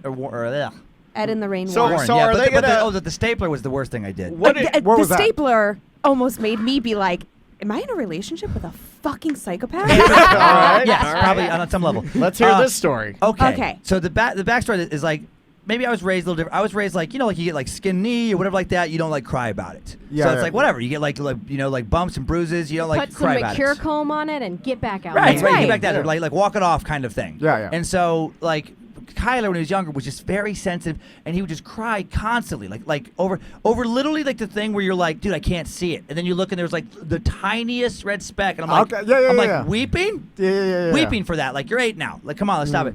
So the logic I still stand by to do this. Oh no! But it was not a good demonstration. I was just trying to show him that you can like have mind over matter when it comes to pain. Not let it. No, I This was see this something- going on. Dude, This is something I used know to where do in this is college. going, and I have to agree with Swervy Jones. This is No Joke Friday. Yeah. This is so. I would do this thing in college. For whatever reason, we all have our like things. Like when it comes to like getting cut or whatever like that, it just doesn't really bother me. Like I've never been squeamish about that, and it doesn't. I don't know if I have nerve problems or something, but I To can say hit the least. like puncture wounds or whatever. And I used to do this thing just to mess with my friends. I would staple, just like take a stapler, go pop, pop, pop, pop, like all the way in like an arm or something, and then just pull them out and be like, it doesn't bother me. And so you might be a psychopath. might be a psycho. Thank so, you. so I add Kyler. I'm like, he was crying. I'm like, dude, look at this. Okay, He was crying because he was going to get his fingernails cut. fingernails cut. Oh yeah, everything was tears. And so I'm like, I want you to show like watch what I How do here. I'm old? like, probably like 7 or 8. Too old. And so I'm like, okay, watch me. It is psychotic. I'm like, just look at me in the eye. And then Stare me in my eyes. As he's looking into my eyes, Hold on, I put my staple glasses my on, arm. cult leader. Dude, your kids must be Staples. terrified of Then you. I pull out each staple and like blood starts to like come out a little bit. I'm like, now look at me. Am I crying? Am I crying? And he was like, no. That's sadistic, dude. But You're like slicing your You're fucking like, arm. you're not Yeah. crying. I'm not crying, and you're gonna love Sea Org. It was too So much. put your It was too uniform much. on. You're shipping But this out was years next of week. build My up. teeth Years are of build rotting up. out. And I realized, yeah, not my proudest moment. You're like, Steve-O would have appreciated it. I'm kind of impressed on the dad side. I'm very Yeah. impressed on the kid side. I'm very sad. So I know. It's just, Has he apologize. Has he ever talked about it ever again? Oh yeah. I've asked him. I was like, did you? So, I was like, Totally traumatized. Crystal, I was like, what do you think about that? there He's like, oh, I thought it was Crystal, crazy. what's the remedy here? Like, have you? Do you have to like reassure the boys that? Oh, we try. It's already ingrained. It's Oh, set no. in. And Oh, no no. matter how many times it's fake, it's not real. Whatever. It's Can you like, just not talk about it? yeah. I didn't Oh, realize way. that I didn't realize your name was Crystal. TC. No, I'm sorry. Get him, get him. Oh. You know what that's called? That's called a stapler to his right to his head. Daniel started asking me a question, and you just started talking. Does that happen? All often? right, So? go ahead. Yeah. What? That's so funny though, because Crystal, Tom that answers happens for everyone. Oh yeah, that happens with Dan and I all the time. Someone asks me a question, and then Dan starts telling the story. I'm like, It's a man thing. dude. No. Well, just You know you do when it. you're in an abusive relationship, that's what happens. I mean, like, I felt like I could answer better. I'm just, You're digging a deep grave, my friend. Oh, it's our dog. So Crystal. Yeah. yeah. So, Crystal, what are you having to do with the boys now? Oh, he probably could answer better. I have to tell them over and over that it's just. I told them it was an emoji face, is what I said. I'm like, when we put good Snapchat save. on, That's a good and save. It's like an emoji face. That guy just had on one of those silly emoji faces. Oh yeah, like But a they don't- Snapchat filter. Yeah, that's what I tried to tell him. But Tommy, he looks around and he's like, the guy's not here, but what if he comes out of the floor? That one I don't know how Wow. to. Could you? Well, he's a creative Tell too. him he's not real. Yeah, he doesn't exist. Tommy's a creative, Oh, yeah. though. So, speaking as a creative, when you've been gifted something that scares you, you can take it to new heights. Yeah. That's By true. implementing your own designs, So if I came over to your house with 2 ping pong balls that I drew eyeballs on, and I turned around and I dropped them, and they bounced on the ground, and I turned around and I was like, these, and I just, it would not Oh, yeah, to get him good. Could you use it to your advantage? Could you be like, he won't get you if you clean your plate. I thought about it. Honestly. Yeah. I thought about it. Yeah. If you eat Or your if vegetables. they sneak the iPad or the Kindle. If I'm sleeping in the morning and they wake up early, they'll go in my door and get them out. So I was thinking of downloading the picture of him. As the screensaver. Yeah. That's great. Awesome. That is great. Crystal, that's awesome. And Tom, like, But I just so you know, like, I'm the heavy, and I know you're the heavy, like the disciplinarian. I'm not. No, No, Tom is I know yeah. Crystal and I are in the same role, but when I looked at TC while she was saying that, and I looked at my wife while she was saying that, you two softies were like, how dare she? Like, they looked offended, and I'm like, get them! Also, there was one more thing my wife told me. Tell the bathroom story from the other day. Oh, no. Oh my God. Okay, it was totally switching gears, but this has never happened to me before. But we went to Target and we were buying school supplies. When we got back to the car, somebody had to go pee, so we went in to go to the bathroom, and then Max had to poop. So Max is pooping, and in the stall next to me, on both sides, are 2 women who are also pooping, and like. It's like when you're a woman and you're pooping in a public place. If somebody else comes into the bathroom, you kind of like stop and wait for them to leave and then finish. Do you guys know what I'm saying? Yes. No, I don't. Yeah. I go, well, I got to put on a performance. My audience has arrived. Well, finally, they're here. Gates have opened. All right. It's a standoff. Well, the opening band was my pee-pee. We get the closer. Yeah, that's like someone's pouring out a fish tank in there. So Gross. Well, anyway, it was like they were obviously on pause. Like there was no movement, there was no sound, there was no breathing. Like was they a weren't waiting for stalemate. Max to finish. Yeah. Yes. Yeah. So, and of course he took forever. He was like, whatever. I don't know. I was going in and out of the stall, checking on him, like, are you done yet? Are you done yet? And one time when I came back out of the stall, Tommy was crouched on the floor with his head under the door of the other person. Oh my God. Oh, my God. And then he told me, he's like, I saw a naked butt. Dude, you can't. Wait, no, you're- that's unacceptable. Wait, your son was looking at another woman wiping her ass? Yeah. Just curious. You have bigger problems than the Who Framed Roger Rabbit. You gotta have some Well, talk. that was the turn. It went from Roger Rabbit to goddamn Peeping Tom. His name was Tom. You know what? Sometimes Like when father, like yeah, son. Yeah, he walks in on women Tom on the... walks in on me in the bathroom. No, I did it once by All the accident. time? All the time? Twice. No, yeah. Well, no one told me you were in there, and you locked the door. Sometimes I when did lock your the door. mother shows you scary things, you need to act out. Right? But I imagine a woman shitting in Target, and then all of a sudden this little head with glasses comes underneath the door. Well, isn't there's that Dude. that video that went viral like a couple of months ago where the guy is like pooping in Yes. the Chick-fil-A and the And little the kid boy is came like in, right? and he's under the stall and just talking to him. The guy's filming him like hilarious. this guy is just No. oh What my you doing, God. mister? Yeah. Also, I'll end with the last I Tommy would- story. So I would be screaming. Whose fucking kid is this? Yeah, I know, yeah. Did she say anything? No, that's the thing. The lady was in there embarrassed. trying to pretend like she wasn't there. You know what I mean? Like she was in there totally quiet. What did And all of Tommy a say to sudden- her? He's like, hello? Nothing. You know, He didn't say anything. I just said, get up off the floor. And then we went Yeah. outside, and he's like, I saw it. Ha ha ha. Oh my God, how embarrassing! He didn't say it in front of her, though. Thank goodness. So last week we went to a hotel, and then in the hotel they have an arcade, and in the arcade they have like a win. Humble brag. Okay, fancy pants. So we're on this spaceship, and it's really exclusive. They're like win tickets to get, like in a card or whatever. It's like the whole the ticket win exchange for a prize thing.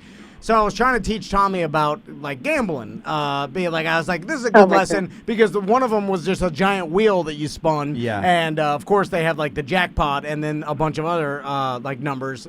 So I was teaching Tommy. I was like, listen, Tommy, this I want you to know this whole thing's a waste of money. Like, Oh my it's gosh, he's stati- fine. No, but Enjoy it. I'm trying to teach him statistics and about like this is Teaching him the important things, not about Right. giving people privacy in bathrooms, but let's teach this kid gambling. Well, I want to teach him like statistically, like you're never gonna hit the jackpot. I see all these tiny numbers. You're gonna hit the tiny numbers. It's a money grab for him. I'm like, gee, shake his head. He's like, okay, Dad. I'm like, so when you play this, you're not gonna win. It's like one of these things that they make it You're not gonna so win. you can't win. That way, Daddy spends all his money, and you're never gonna get the tickets, whatever. And he's like, okay, can I spin now? And I'm like he's basically like, He all just right, wants to play. all right, Dad. old man.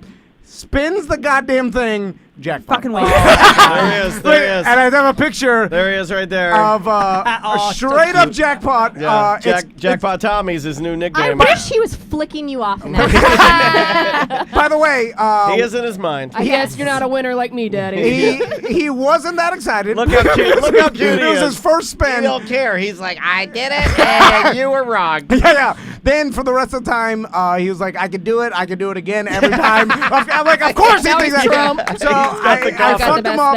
spins. He's now a gambling addict like his old man. I'm like, oh, that's going to happen. There we go. Bet on the Oh Dolphins. yeah, you should let him pick some lotto numbers. Maybe he'll be lucky. He I hit love it. And we had to stand there for 5 minutes while I counted down by one. Just give me the 500 tickets. Don't count it down. It's ridiculous. I had to stand there for 8 minutes. Some other kids want to play. I'm like, hold on, my tickets are coming. and then did they buy the ones that only cost like Oh yeah, two yeah, yeah. tickets, like a little Spider ring, yeah. and One Tootsie Roll. sticky slappy hand. yeah. You gotta get a bunch of junk. Even with the jackpot, I can't get anything No. good. No. It's like I got an Army Man that cost 11 cents and something else. I was like, at least if you hit the jackpot, make the prize worth it. Yeah. But they don't. It's always with 500 tickets. I got an Army Man and a Silly Buddy. All right, love it. babe. Silly I'll Buddy. call you back after. the Bye, show. everybody. See ya. Bye, Kristen. Bye. I have a Chick-fil-A story from this morning. You dear. were speaking of Chick-fil-A just real quick before we get a break. So I'm in Chick-fil-A. Well, yesterday. I went into Chick-fil-A because you and I had a meeting. And we're off to our meeting, and I went in there, and this gentleman, I had on the Tom and Dan Cabana shirt. Uh-huh. And I love this shirt. It's like I think it's so cool, and we waited forever for these. The print is like the underprint. Yeah, it's like the of- underprint, so you can go ahead and look at that cool. for like reference. It's a So- button-down shirt. The whole shirt is that. Yeah, it's really, really cool. So I'm in there, and the guy's like, first of all, he zooms past me behind me, and he's like, I might be old, but these single dad legs are fast as ever. And he goes past, and I'm like, all right, and he comes Weirdo. over. So I walk up there, and I'm like, yeah, can I get just like a number one? I just want the chicken biscuit thing. And he's like, don't think I don't know, because I'm a single dad too. What? And he kept like kind of laying into me on the single dad thing. Was and he he's trying to toe tap you? No, Whoa. no, possible. But you know what I realized is that our shirt, we designed it, is so ridiculous that people look at it and think, oh yeah, well this guy has no style whatsoever. obviously there's no he's woman a that's fucking like- single dad Yeah. because look at the shitty shirt he's wearing. And he's in here at 10 o'clock in the Yeah, morning. and this guy just kept laying into me about like, I'm single dad. I know, fist bump, single dads. And I'm like, no, dude, I'm not a single dad. But I mean, like, I don't want to say that, but like, diss you for being one, because I think that's weird. fantastic and all. But like, and he assumed that Daniel had a child. Maisie was not with him. So. Well, no, Really? That's No. weird. So No. strange. It's And because you have a wedding ring on. I do. I do. The shirt. What the hell? But it's so It's the bad. shirt. Yeah, people think they're like, Yeah. no woman would let him walk out of the house with it. Agreed. It's not as bad as you have some worse shirts. Than Yeah. that. I saw Name his one. new shirt. Yeah. It's not bad. It's terry goofy. cloth. Oh no, the, Goofy. the terry cloth is not bad. No, the cat I thought you one. hated the terry cloth. No, the cat one was. You threw out my God fucking cat awful. shirt. I had a shirt that had neon cats all over it, and they were doing different things like neon cat with a ball of yarn, neon cat in the yard, neon cat It dancing, was- neon I'm cat. sold on this shirt. Yeah, it was awesome. Yeah. It was terrible. Why'd you throw it out? Because And you hate secretly cats? threw it out. It got a hole in it. Yeah, it did not and get a I hole in it. couldn't repair Yeah, it. somebody put a Rambo knife through it while she was doing laundry. Or accidentally spilled bleach on it. I hate when that happens. Dan, I got before we go to break. I had this contest I wanted to put out there. It was called hashtag Dumb Old Man.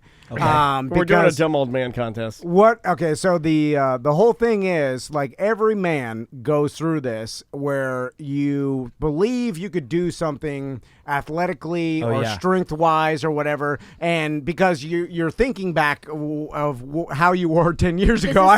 This is you every day. I know. Sure. Well, I had this situation where I'm sitting at the park. I could, you know Which what? park? The one you shouldn't be in? Yeah. I was gonna, I'll. That one he's banned He likes from? to take his kids to like rando parks that he shouldn't be in, like apartment complexes that he does not live in. Apartment Their complex. playground. So he'll one Nobody wheel cares. and he'll pull their wagon up and he'll be like, "Yeah, we can swim in this pool. Yeah, we can use this park. Yeah, we can play God. basketball here." It's like, dude, that's not your complex. Then we'll go grab lunch at Costco. Yeah, exactly. Do you know my stepmom, when my dad was married to my former stepmom? Are you allowed to say this? That's what we did. He ate lunch at Costco? Yes, after church on Sunday. After church, no less. Yeah. Nice. So Yeah, that's what a we Sunday. did. Wow, magnifique. Mwah. That's Volusia County for you. Wow, yeah. So Riffed in Daniel, some lunch. I sent you the I emailed you the video. So I'm sitting my there God. at the park where the kids are playing around, and I'm looking around. There's a fire pole connected to the playground, and I don't know how we got into this, but I was talking to my wife. I was like, I bet I can climb that like just with my hands like all the way to the top, right? Sure. And then my wife's like, you can't do that shit. Like, she always will tell me I can't do anything. But I was like, yeah, like I think I can do that. It's not that hard. Like, I should be able to. I work out a couple days a week. I should be able to. I'm not that old yet. Hand over hand pull all the way up there. She's like, no way. Anyway, she videotaped me doing it. Now, Oh, yes. here's the thing. I barely did it, and I had to use Spoiler. 100% of my power, and that's what got me thinking. It's like one day I'll look at that and I'll say I could do it, and I cannot. Sure, sure. And everybody, so like having an accurate perception of your own strength, every man has, and figuring out what that is and then what's too far. And so that's why I was like, Well, it's a tiny pole too. It's yeah, not like- it's not that impressive. I promise. I'm not doing this. I thought you were climbing like a flagpole. I know. I got so excited. No, it's a He tiny. goes 2 inches up. Yeah, You're you like, can what play. the fuck? You can Okay, here play- we go. Here's Tom. But Go. you'll see me at the last two Should I stay here or come closer? hand grabs. I see I'm you. barely Daddy's hanging gonna on. do something. You could have sharded yourself. Oh yeah. I like how the kids want Crystal's attention. She's Yeah. like, hold on, Daddy needs Dad's me. doing a trick. Oh, God. Wait, And just flip-flops. Oh, he's kick kicking, them off. kicking those Well, I thought you off. said just hands. Yeah. I can hear your wedding ring I'm ready. tapping. She's so annoyed. She's like, this is Oh, I'm dumb. impressed. I am too. I'm But impressed. right here's where That's fantastic. You did it. almost fell. Yeah. You almost fell. That's good. That was good. It's a lot better than I thought it was going to be. But, Yeah, but I what I was realized, impressed, but man. here's what I realized is this is it. That's Yeah. the last time they were like next I mean, year. you could start doing No, it'll Yeah. never happen again. Like weightlifting or something, right? American no. Ninja Warrior. It's gonna be the decline from here. Like what I thought He's I could on do, his way. the reason why I thought about it is I was like, in my mind could do that way easier, Yeah. and it took me 100% of my strength, and the last couple grabs I almost fell off, and then I was like, oh, that was this is the last time I'll ever be able to do this. Yeah. And Were the there- tell though? Were you sore? oh yeah, I hurt myself. Yeah. Yes. I That's the pulled tell. tendons Yeah. or something. Yeah. It 'Cause still hurts. you That's, didn't- that's the bummer about that getting older. Is my arm? Yeah. It's just like so Oh no! Did annoying. you do the same thing? No, it's There's just a video. annoying. I pull it up. Dan Cummins doing the same thing. No, but I was like worked out stuff like that. But still, yeah. You get older, and my bicep has been jacked up, like my elbow. Something in this tendon is for about 2 months because of grabbing a suitcase. Oh, okay. Like, yeah. but it's like now I have to think about how to lift things. So it's so sad to me. Yeah. Where it used to, and it's heavy. It's probably 60, 70 pounds, but still, I used to be like, whatever.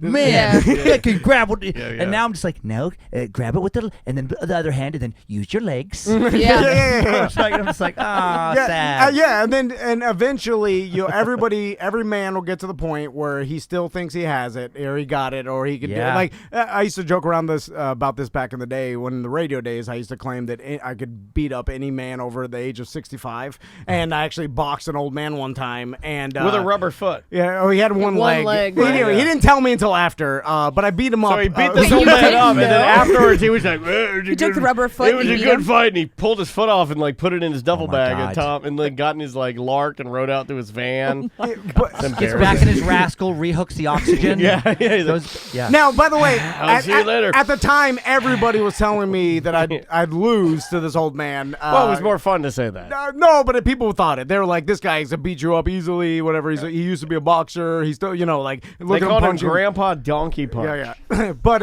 it's a sad, inevitable fact that we all will. Because here's the sad part: is I'll go to try something, you'll tell your wife like, "I could do that," and then you'll fail. Like there will be in a couple years there'll be me thinking I could do something, fail, and then it's very sad. I know I can't. I mean, when we first started dating, actually, the skateboard thing, when I almost broke my hip for that thing where it's like, and I was never good. I never was good at skateboarding, but I just still thought like, well, I'm fairly athletic, and I can do something. And I was at Venice Beach, and I was going to drop in. In front of people. He dropped. Yeah. He dropped in all one right. time. I think that's years of comedian so confidence. bad. I feel like I've been on the stage enough to not care what people feel. Right. I've been in front of people. It's not a big deal. But in your mind, you thought you could do it. I thought I just didn't think I would at least get hurt. So like I dropped in. I only made it one time, and the skateboard went whoop, and I just like cartoonishly went up in the air and then down to my hip. It was. I mean, people say like, black. It was truly a black brute. Like it was so dark, and it lasted for weeks. And I was like, I could have literally broke my hip. When's the last time you guys have been roller skating? It's not as easy as you remember. And when you fall, you fucking hurt for weeks. Yeah. No, well, when's the last time anybody really fell hard? That's another thing too. Andrea saw me on the electric skateboard in front of Maisie, and then she snort laughed again. Other than I hit some him. sort of fucking a Florida. What is that? Florida mini banana tree? It's Pine cone thing. It's like a pine cone thing that looks like a little thing of bananas, and it's smushy. It's not hard, and it got under my electric skateboard wheel. And I went, yay! Nah. And I was like, gang! And then Maisie's like, She's on her bike trying, just like, yeah, bye. yeah, laughing. She'll go, okay, bye. All right, we're gonna take a quick break. We do, but before we get a break, I'm gonna throw one thing at you because I know you love these, and by love these, I know you hate these. My wife last night, because you don't believe in this, my wife last night woke me up. I'd fallen asleep. Woke me up because she remembered that I wanted a jibber. No way. She's here. You're just bragging. I'm not. I'm not. Well, he told us this this morning. This when is you the were here. equivalent to my he was fire Did you pole or video. did you not wake me It's up? on our show notes. Yeah. I Things to talk did about. because one, I was that time of the month, and I've been really sick, and so he hasn't had it in a long time, and I knew he really wanted it, but he fell like right Look at asleep. Tom's mouth. I know, His mouth is just open. He doesn't believe it. So This is like an episode of Timesuck that people are like, I don't believe any of this is happening. This is bullshit. Nobody's wife this doesn't wakes them happen. up for a mouth jibber. Okay, and my thinking is We do. there wasn't really That, anything I on knew it. there wasn't really anything on TV last night, and tonight is She was live bored. and live Why TV. did a bored mouth? No, it wasn't a jibber. Oh, the full whole on. thing. I got the All right. what do you Midnight call it? Express. Yeah, I got Oh, I Midnight got the Express, that's new. I got the Emperor's platter. And tonight is live PD, and I don't want anything to interrupt that. So. Okay, so you're pre-doing it. scheduled She's it. Yes. picking her gross out. Still, Like an applause break. still though. Fantastic. I have to plan this out, TC. I don't think this exists It anywhere else. applauses I knew you wouldn't, Yeah. but I didn't think it did either. And that's the first time in our relationship that you ever. She was like, "Hey," and I'm like, "What?" I'm like, is it okay if I wake you up? And I'm like, "What's going on?" She's like, "Well, I know that you're really horny, so like if you want to do it right now." And I'm like, "Yes, yes, yes!" I think I have to make him think that I'm spontaneous because I'm Yes. never spontaneous. I totally get that. I'm Yeah, not, see? and that comes up a lot. So Look at I this. planned it in Look my at this head. man. Well shocked. done. even if it's He like, can't even talk. anniversaries or birthdays, I feel like my wife's mad about it. Like, it's just, like if I fell asleep, she's like, "Yes, he fell asleep." Listen, I know. I know that I must be the outlier here. Butler's with me. No, Butler looked at me when I told this story. He goes, Butler if that happened, I would think that it's the end of the world. It's coming. Butler also got up to Put go your make- Nikes on. He went to go make the jack off box, and he looks at me and he goes, "Fuck you." All right, well let's do some more music. This is more cashed out. This is called "Gimme Love." We'll be right back with more Mediocre Time with Tom and Dan. Put these sweet reggae vibes in your brain, and we'll be right back. 1-844-TOMNDAN if you'd like to call us.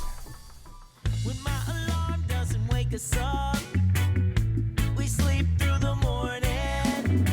One cup of coffee never does enough, but it's all I'm affording.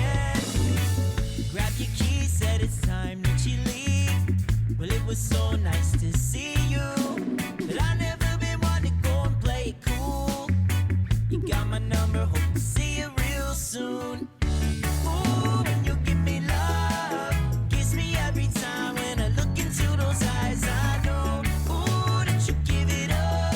Got your body on my mind, and there's no way that these thoughts won't go. Ooh, never get enough. Throw your clothes on the floor, hit the lights, shut the door, 'cause it's, ooh, no one here but us.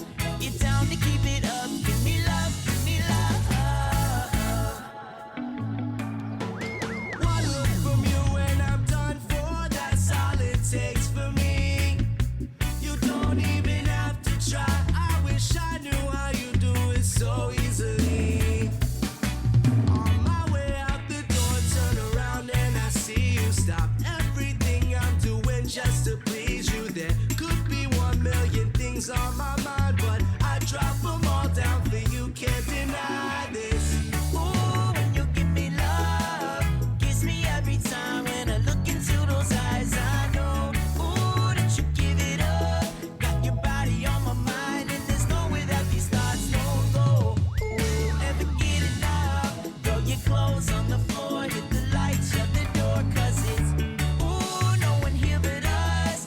You're down to keep it up. Give me love, give me love. Oh, it can't just be me. I know that somehow you see what I see, and I'm trying to turn both these eyes into we. So take all your loving and give it to me.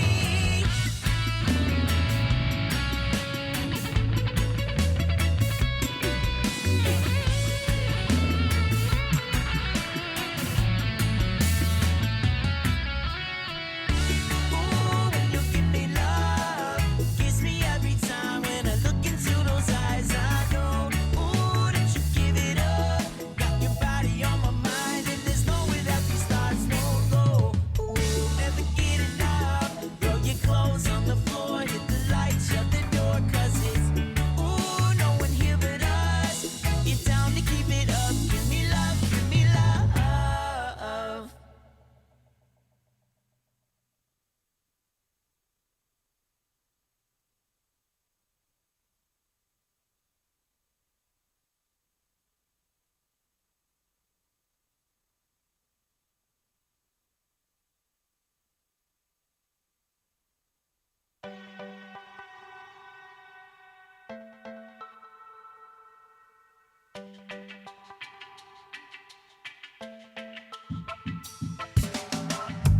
We got pretty close last night now, didn't we? Didn't we? You gave me the notion you were into me, into me. I must have been thinking about you before I went to bed. I don't know where to go now, 'cause it's all in my head. Baby girl, it's not fair, waking up without you there. Don't know what you do to me. You only love me in my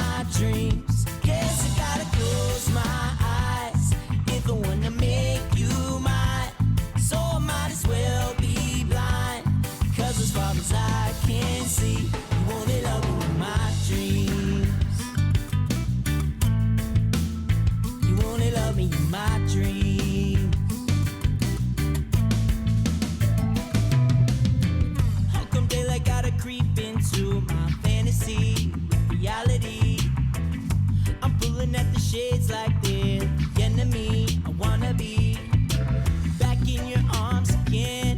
No, it's just my imagination making love in my head. You and me, baby girl, it's not fair waking up without you.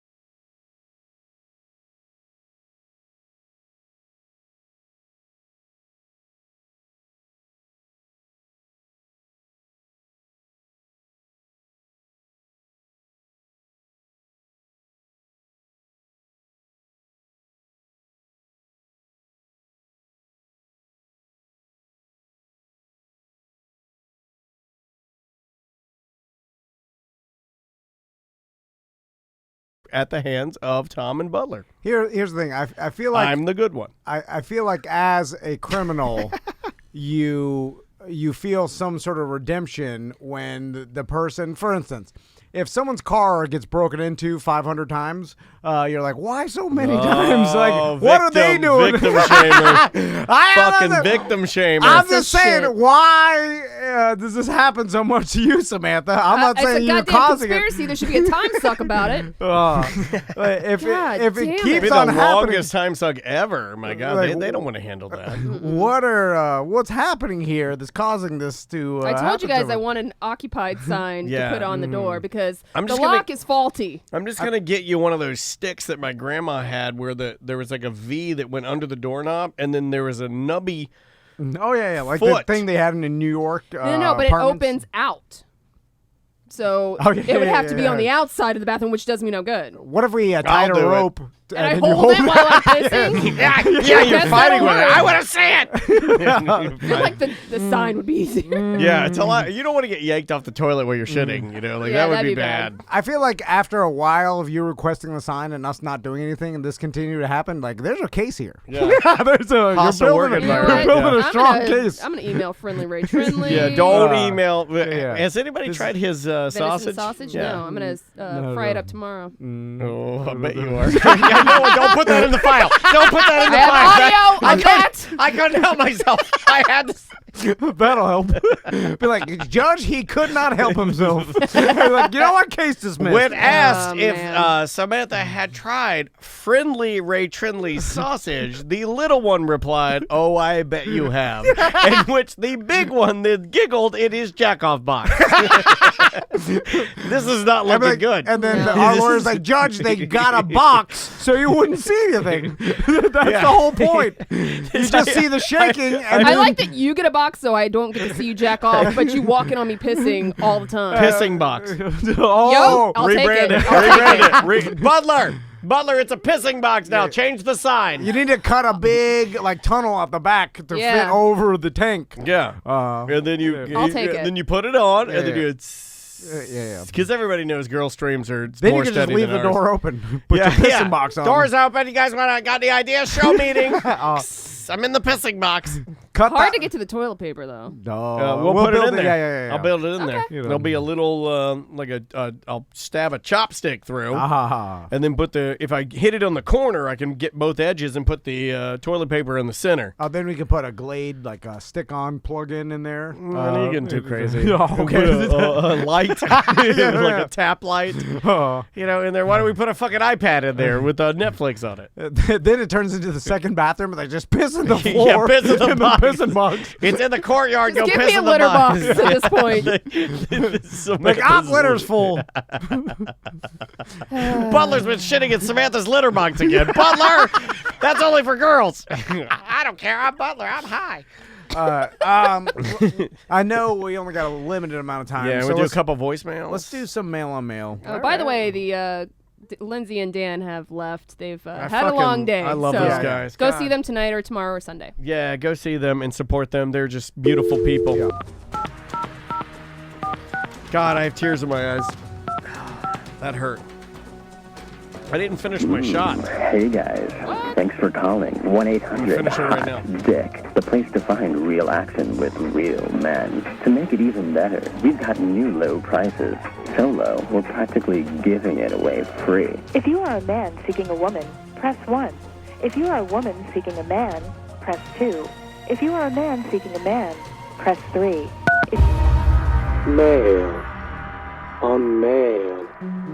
Mail on Mail brought to you by Tom and Dan Watering Holes. We just added a couple different watering holes. That's basically our bar partners. They're all over the state of Florida. Some are outside of the state. One being Cigar City Brewery's tap room.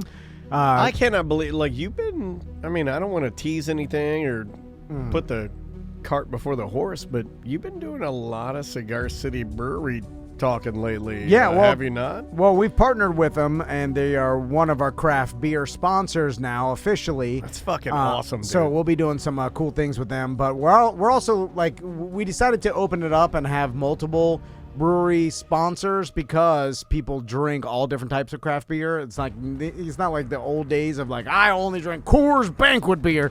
It's craft beer guys like variety. Yeah. They go all around the even the globe. So to try and track down tasty beers. Yeah, we've been talking to other breweries around Florida, and if you are or know a brewery that wants to partner with us, just shoot us an email and we'll get in touch with you. And we're still in the midst of working with a couple other breweries as well. And as soon as they sign on, we'll let you know. But you could check all our partners out at Tom and Dan Watering Hole. We even got one in New Hampshire. Also, real quick, just to pardon me, address it because we don't get to it very often because our show is structured a little differently than most shows.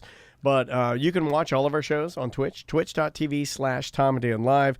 I'd like to give some love to Trucker69 who just tipped us out, Lingar1 who tipped us out.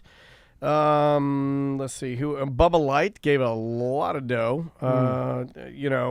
Tactical Hat made up for your gambling losses. Swervy cheered us for No Joke Yeah, Fridays. Swervy cheered us, and he always does. For those of you that are in the Twitch chat room, thank you guys. Like, it does not, like, we see it, we just can't always. Yeah. It's new to us to, like, throw that into conversations. Yes. It's weird. Like, I'm not good at it. You know, speaking of Swervy Jones, he does all our cartoons, and if you go on YouTube and just search Mediocre Tunes, there are hundreds of cartoons that basically we've taken clips of the show, and Swervy Jones have turned them into like mini cartoons, and you could check them all out on YouTube. But there's a lot of funny if you ones. want a custom cartoon, Dan Cummins has a cartoon of his stand-up where he addresses a certain issue with his children. You can find that on his website.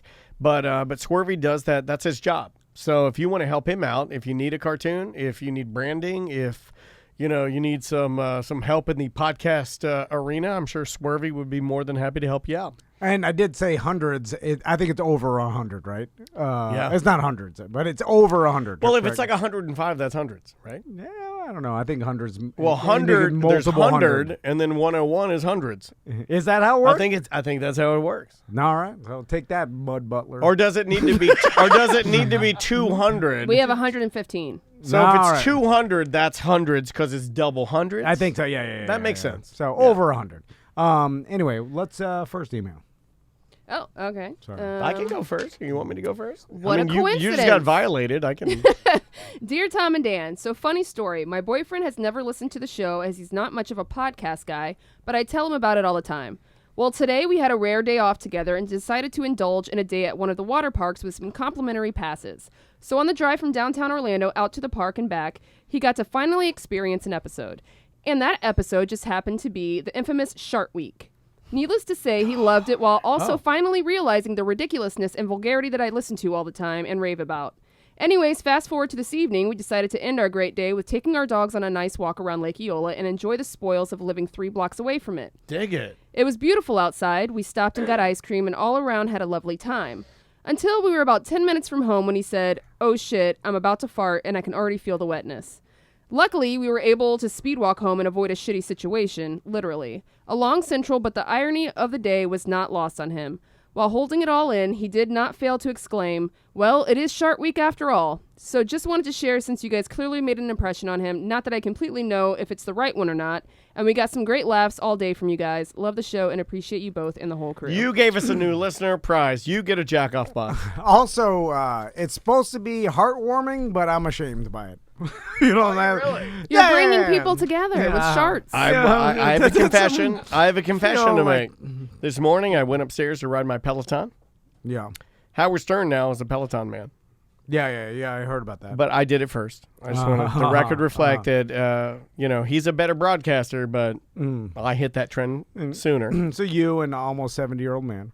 Yeah. Well, I'm almost a 70-year-old man. So I went up there and I did my ride and did my stretching because I do a cool down. I do a warm up ride, a 45-minute ride, a cool down ride, and then I do stretching.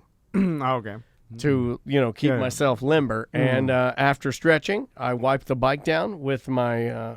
Andrea has a whole thing we got to do. You got to wipe it with a towel. What are you wiping it down for? Do it sweaty as fuck. Yeah, it's your own sweat. Yeah, but no, like You're not a Planet Fitness. No, but bro, they share it though. Yeah, but to preserve the integrity of the bike too, I don't want the salty sweat corroding anything. It gets gross. Yeah, no, it's fine. This guy's You're water. disgusting. You are disgusting. You also work out barefoot. Fucking That's gross. Yeah, she's right.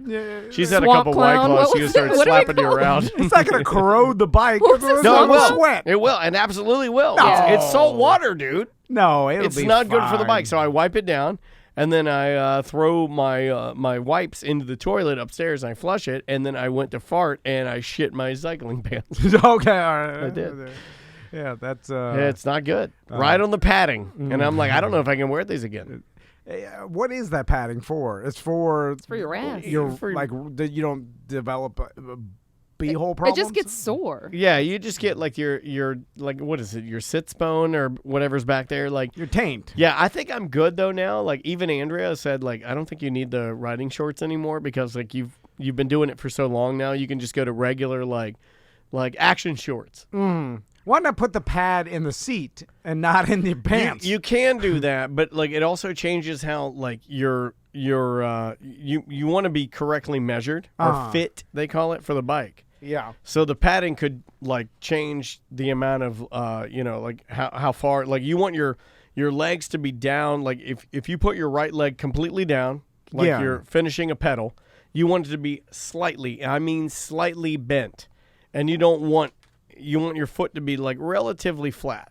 Can't you just change the height of the seat? You can, but like imagine if you put like, I'm not a big fan of the gel cushions or any of that. Like I like a true seat, a true saddle as they call it. Well, isn't the gel It just moves around too much. It could be, but I'm not into that. Like I'd rather have it on me and then have the seat the same. I don't know anything about cycling, but I'm just a logic man.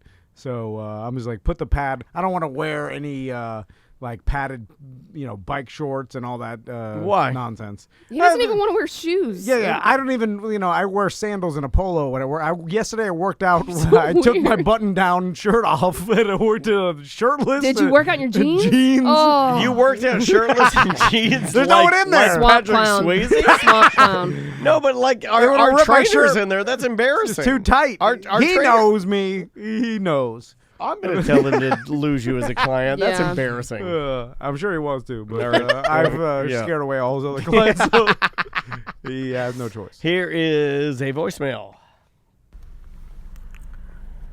You guys ever go to do something what you think is going to be a good deed and turns out feeling worse after you do it? Pull up to the gas station. There's this guy there, I notice he's not pumping any gas. He's kind of standing there looking at the pump.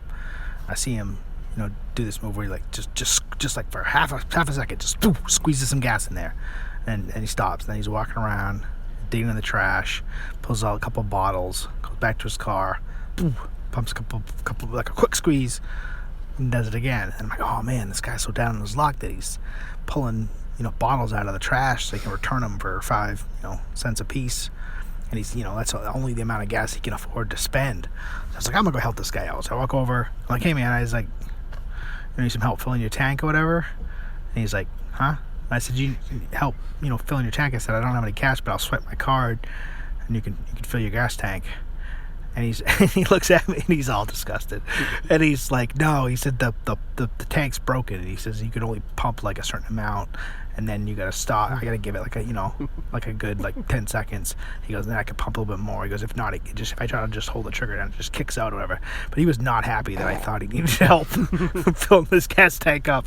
And it wasn't like he was driving a super nice car. He was driving like a Honda or something. It had a big dent in it. Anyway, that's the last time I do that. All right, guys, love the show. That's one of my favorite things is that you're assuming that the person is worse off than they Yeah. are, No, and then yeah. you insult them by Right. like trying to help. It's great. I've there's been a couple times in my life I've walked by someone and I assumed they were homeless. If you sit down and with your back against the wall in public, I assume you're homeless.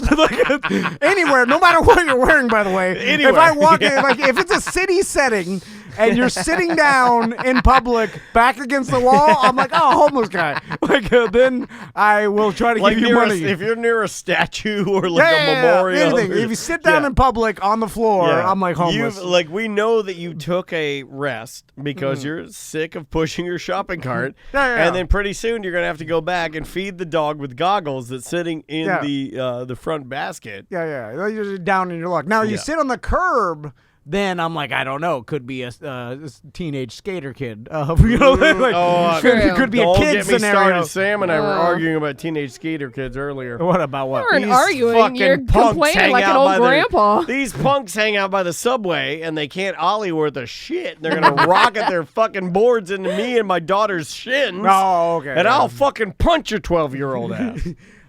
He's like, these punks are skateboarding everywhere. Yeah, I stand behind that. I'd kick you, but my legs are they're sore. grumpy old men. From No, Peloton I mean, riding. just be look, if you know how to skate, then go skate.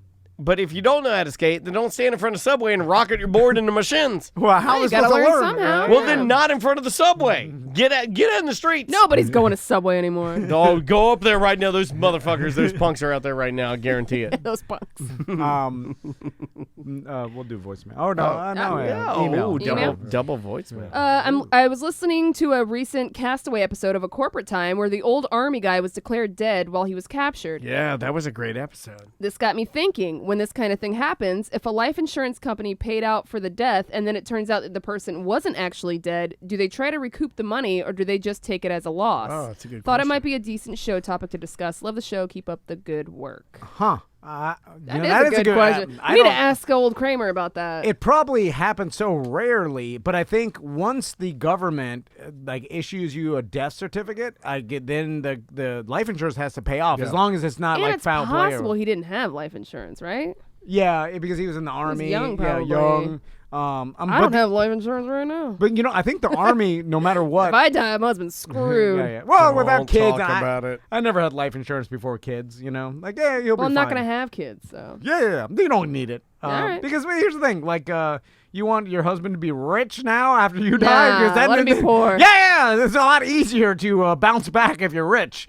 You buy a house, you got money. Now the girls start coming around. He's still good looking though, so he'd probably still score some pussy. He's you want him he's to be lower poor. tier though, Yes! because he's poor. He's hot. He could score some dick too if he's interested in Because a young a podcaster. lot of guys are into him. It's weird. Or not, like a middle-aged podcaster with a baby. Because you want your death to be a hindrance on his life. Yeah. Then he has to pay for all the funeral costs, and it really puts him in the He's not poorhouse. gonna throw me a funeral. Is that what you call throw a funeral? Plan a funeral? I don't know. He won't. He'll just burn me up. It's fine. Well, it still costs money. That's true. Yeah, which is way more than it should to burn someone up.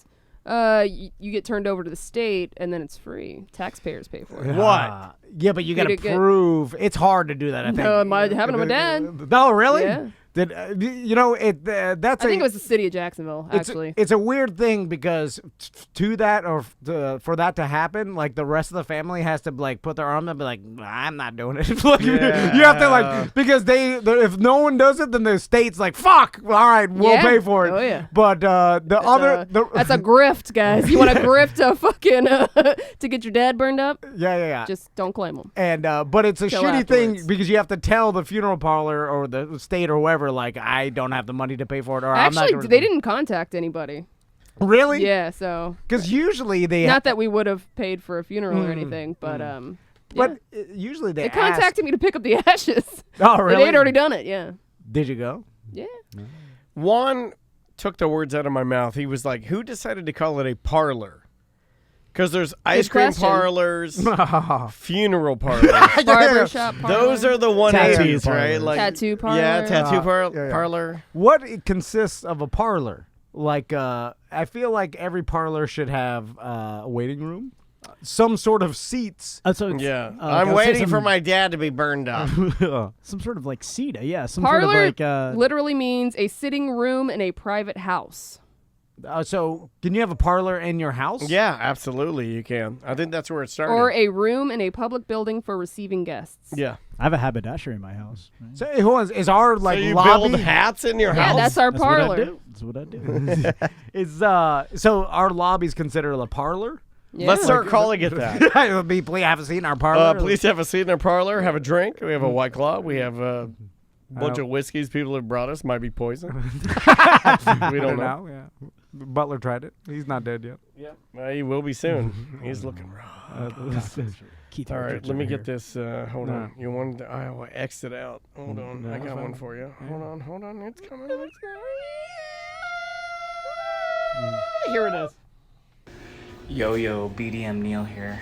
I'm changing some laundry over here. I'm listening to some music, and I'm listening to What's the Difference with Dr. Dre. And I think you guys, like, you know, as a community of BDM, stuff like that, we've addressed this before, I think. I don't remember, because obviously we all smoke a lot of ganja. And do you guys, when you're, like, into your song, and it's, like, you know, gangster rap or whatever, do you guys say the N-word while you're rapping and everything? Like, obviously not, you know, when maybe we are around your comfortable friends or not, like, out in public or whatever, but do you say the N-word, like, by yourself? I'm listening and I'm just, like, saying it out loud. My daughter's watching a movie, Descendants 3 or whatever on Disney, and, like, literally, I just want to know, you guys do that? Love you guys. Peace. You're listening to gangster rap while your kid's watching Descendants 3? Like, if I'm doing karaoke, no. If I'm in my car, yes. Yeah. Because I want to do it the way that it was written. It'd be like me not honoring Brian Wilson's Beach Boys. Yeah. You know, like if I sang it wrong, you know, like if I'm singing some Beach Boys, I'm you not gotta going to sing it the way. Yeah, you're not going to sing the edited version of it. No. Like, who the fuck does that? No. Yeah, like, shame on the N-word who tried to run game on the N-word. Yeah. What are you doing? You're like so PC. That's the only rap reference Tom ever has. It's one of his greatest I know quotes. my N-word songs. Okay. I gotta get out. I know my N-word songs. Go to the bathroom. I'll open the door. Get in the jack-off box. I'll be waiting in a box. Yeah. I'm just saying, like, if you're so PC and uptight that while you're like doing a rap song in your car and you refuse to say the end, like, come on, ridiculous. I understand about not saying it in front of other people, and I don't think anybody would call you racist for doing it, right? Somebody would. Yeah, somebody would. Yeah, well, they're in this day and age, though, people. People are idiots, but like they're not. No, you wouldn't be they're racist. Not idiots, but they like drama. So you're with your friends and you're at a Big Daddy's right up here, one of the greatest karaoke bars in Orlando, and you're doing "Forgot About Dre" or whatever. That's different. And you throw the N-word in there a couple times, and then Yeah. No, that's not what I'm saying. I'm saying in your car without anybody listening. When you're at a karaoke bar, is that bad though? Like, think about it at the karaoke bar. The problem is your intent is questioned at that point, because then it's like, are you doing it? Are you using the song to do this? No. My intent is to perform the song to the best of my ability, and the way that Dr. Dre wrote the song, he put the N-word in there. Well, so if I perform it the way he intended, going back to my Brian Wilson thing, am I the bad guy? It is a weird argument because It is weird. it's like, okay, Dr. Dre knows that it's awkward. Like all races It's are going to awkward, listen to this song, so only certain people can say sing the along. word. Yeah, Right. That's weird. But the problem is, it goes back to, yes, you're We're saying also a bunch of white people trying to Yeah, decipher right, what's yeah. I don't know. appropriate, Listen, so- I don't know what's appropriate. Yeah, but I'm not getting that deep. Yeah. You know, like for me, I'm not getting that deep. Like, look, I understand that that's a horrible word. I get it. I can never feel what someone who has ever had that slur thrown at them would feel in the moment. Of course. It's got to be fucking terrible. Yeah, you know, yeah. like, you know. We're not. I'm on saying what's easy right or wrong. street. Yeah, What? yeah. I'm a fucking blonde white guy. Yeah, you know yeah, what yeah. the fuck? I get easy street. But my point is, if you go there and you're singing it and you're like, and you like the music, should you be hung out to dry because you did it? Well, the thing should is, you have to censor it? Like, I guess that would be the question. I not to get, would, like- yes. I wouldn't say it out in a karaoke setting, and because maybe you, I know your close I friends. have said it in a karaoke setting. I'm just trying to be honest with you guys. I mean, I think I have been up there, and I think I've done. Well, what it's is it? pre- I think I've done "Ain't Nothing But a G Thing," and done it the way that it was intended. But I wasn't trying to yell the N-word to be racist. Pre 2006, fine. After that, Yeah, you might be right. No, you might be right. Because things do change. The pendulum swings. Your friends and family knows you're not racist, but strangers don't. So then it goes back to intent. Like, yeah, you're saying your intent is that, but then if you're there and someone's doing that for the wrong intent that you don't know, then it's disrespectful. But would a Nazi really get up on the stage, or a racist get up on the stage and then rap a blatantly?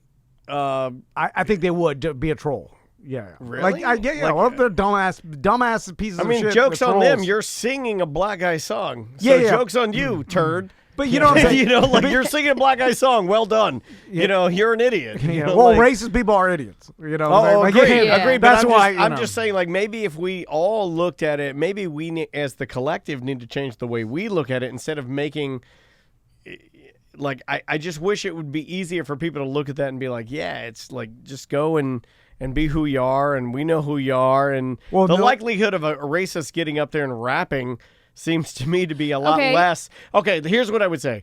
Racist rapping with the N-word to be mean is far less likely than white guy clueless rapping and then, oops, should I have not said that? You know what I mean? You're right. It's just then it's disrespectful to everybody in the room. It's if a they're disrespectful not word. If you're around stranger, even if gangster you're around, rap is disrespectful by its design. Yeah. But then you get into the argument of, you say be who you are, whatever, everyone knows your intentions. But if you're singing this song and you're saying that word, and then you go up to your friend and you're like, what up, my... I would never do that, though. So where's the line? There's got to be a line here. I get you, but... Because then there is a culture of white people that will say that, or Hispanic people as well, as if it is normal, and it's not looked well upon a lot of the times by the black community. So it's like, but they think it's okay because they're like, well, I'm not racist. I mean it like that. Hey, what's up, homie? You know what I mean? So yeah. There's some black lines here. Yeah. It's a it's Oh, a I topic like we this. shouldn't even talk about. we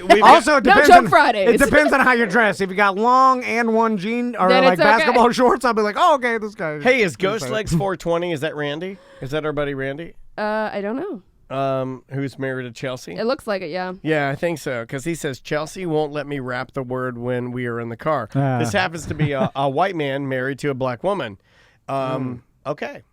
I said by yourself. No, but I understand. Like that is a really, really, really fucking bad word. But it just happens to be in I don't know. I don't want to get the percentage wrong. A lot of let's say popular songs. 70% of popular rap. Yeah. So I get it. Just always lean towards not saying it. Wait, if you ever have a question, but what do you do? Yeah. But what do you do? It's like if you're a performing? gambler, always bet the underdog. Do you say ninja? Do you skip it? Do you what do you do? What would you do? You're on stage and you're doing ain't nothing but a G thing, baby. No, I wouldn't pick that one. I pick I like big butts. I like every other white nerd. Dad. What's that? I like big butts. My god! I do the corny. You don't even know the name of it. You know what I meant. It's Sir Mix-a-Lot. I want you to do back that ass up instead. Yeah, you pick the song without that in There's there. N-words in Yeah. there. Okay. Ghost Legs is Randy. Randy, I'm glad you weighed in. Yeah, that's interesting because it's a divisive word. It's terrible, but I don't want to think that just because you're saying it because you're doing karaoke that you're necessarily a racist. Man, No, it doesn't mean you're a racist. It doesn't mean that. Yeah, but you need to be maybe more aware of your it's just being aware of. But I wish there were. I do wish because when you go to do karaoke, normally not sober, wouldn't it be nice if there was a guideline that we all kind of agreed upon about okay, you're going up there, you've had 3 drinks, you're feeling good. Here's what we condone and don't condone. You know what I mean? So you're not going to get yourself into a sticky situation. They probably don't most people are so drunk that's not gonna do any good. They probably don't even allow you it's to probably choose edited those songs. Yeah. I bet I you. can't imagine that the karaoke company would write the N-word out. No. Right. And they put the little line under it to tell you to say it. I bet you if you asked any karaoke DJ, they won't let you sing any songs, or rap any songs with that word in there because they've probably had this problem before. I imagine this is not the first time anybody's thought of this this question. So, just stay away from it, white people. You know, like just come on. Stay in your It lane. is easier. It's way easier. Nothing good will come from it. I'm willing to die on this hill. Yeah. What good will come from it? Just don't pick the Wu-Tang song. 86, the David Allen Coe and stay out of both those guys. You want to do one more email and get out of here, buddy? Yeah. Alrighty. For several years, I've been wanting to check out Secret's Hideaway to be naked and try out the lifestyle. We finally went this past weekend, and now all I hear in my head is Tom saying, "How do you eat your cereal in the morning?" or whatever his variation of that is. Oh, he traumatized? I guess. Well, that's what I'm saying. It's like when you do something. Or is he ashamed of himself? I don't know. I'm not sure of the context there. It's probably you get it burned into your head. I've been to nudist resorts, and usually it's not the best looking people there. The best looking people don't want to be nude that often in front of a bunch of other people. So it's usually old people, and that's about it. And they, it's just shocking. Like, then you get quickly used to it, which is bizarre. Like when we're in hedonism, whatever, everybody's naked. It's like, whoa. And then all of a sudden, like 10 minutes later, totally normal. I went to a nude beach weird. in Europe, and it was horrible. Yeah. It was terrible. But you get used to it. Nothing. It was not what I imagined. Dude, when we saw Dan Cummins out and he was hosting the Playboy thing, like there was topless girls, like that they brought in to the show, or whatever, and they were in like the green room. They were like they didn't bother to put their tops back on. They were still topless. Like I remember being like a little kid, like seeing it. It was weird. In my head, I was trying to be cool. I was trying to eat like a bag of Teddy Grahams. Teddy Grahams. Yeah, no, I remember. And then I go to get the bag of Teddy Grahams, and they're in there like, like adjusting whatever, and their titties are out, and they're nude, and like I'm like, but you fucking weird. But you get used to it fast. Like in 5 minutes, it was like, all right, I didn't even. Sexiness is gone real quick. Yeah. It's a weird thing. It's a meme of fucking drying herself off. It was gross. But then if you're at a strip club, right, sexiness stays because it's true. But then more attractive people. I've been at strip clubs before, and I'm like drinking beer, and I'm looking at the stripper, and then I find myself wandering off and looking at the neon sign, the pool table, like I'm not looking at my phone. Have you been since you've been on your Adderall? Because things might be different. It's a hyper focus. I think Tom would agree with this because, like, you guys talk about strip clubs and us going there, and the last time you and I did together probably was the one in Daytona, no, it was the one in Las Vegas where the old lady dropped us off. Remember? Yeah. But like, it's one of those things where it's like it's not the nude girl, it's not the club, it's not the booze, it's the combination of all of that together that makes it work, right? And I don't need more or less of anything. I actually need it just to stay exactly where it is. I don't need the girl to be flopping her titties and sucking them, getting more nude or what. Like, no. It's the allure of what it is.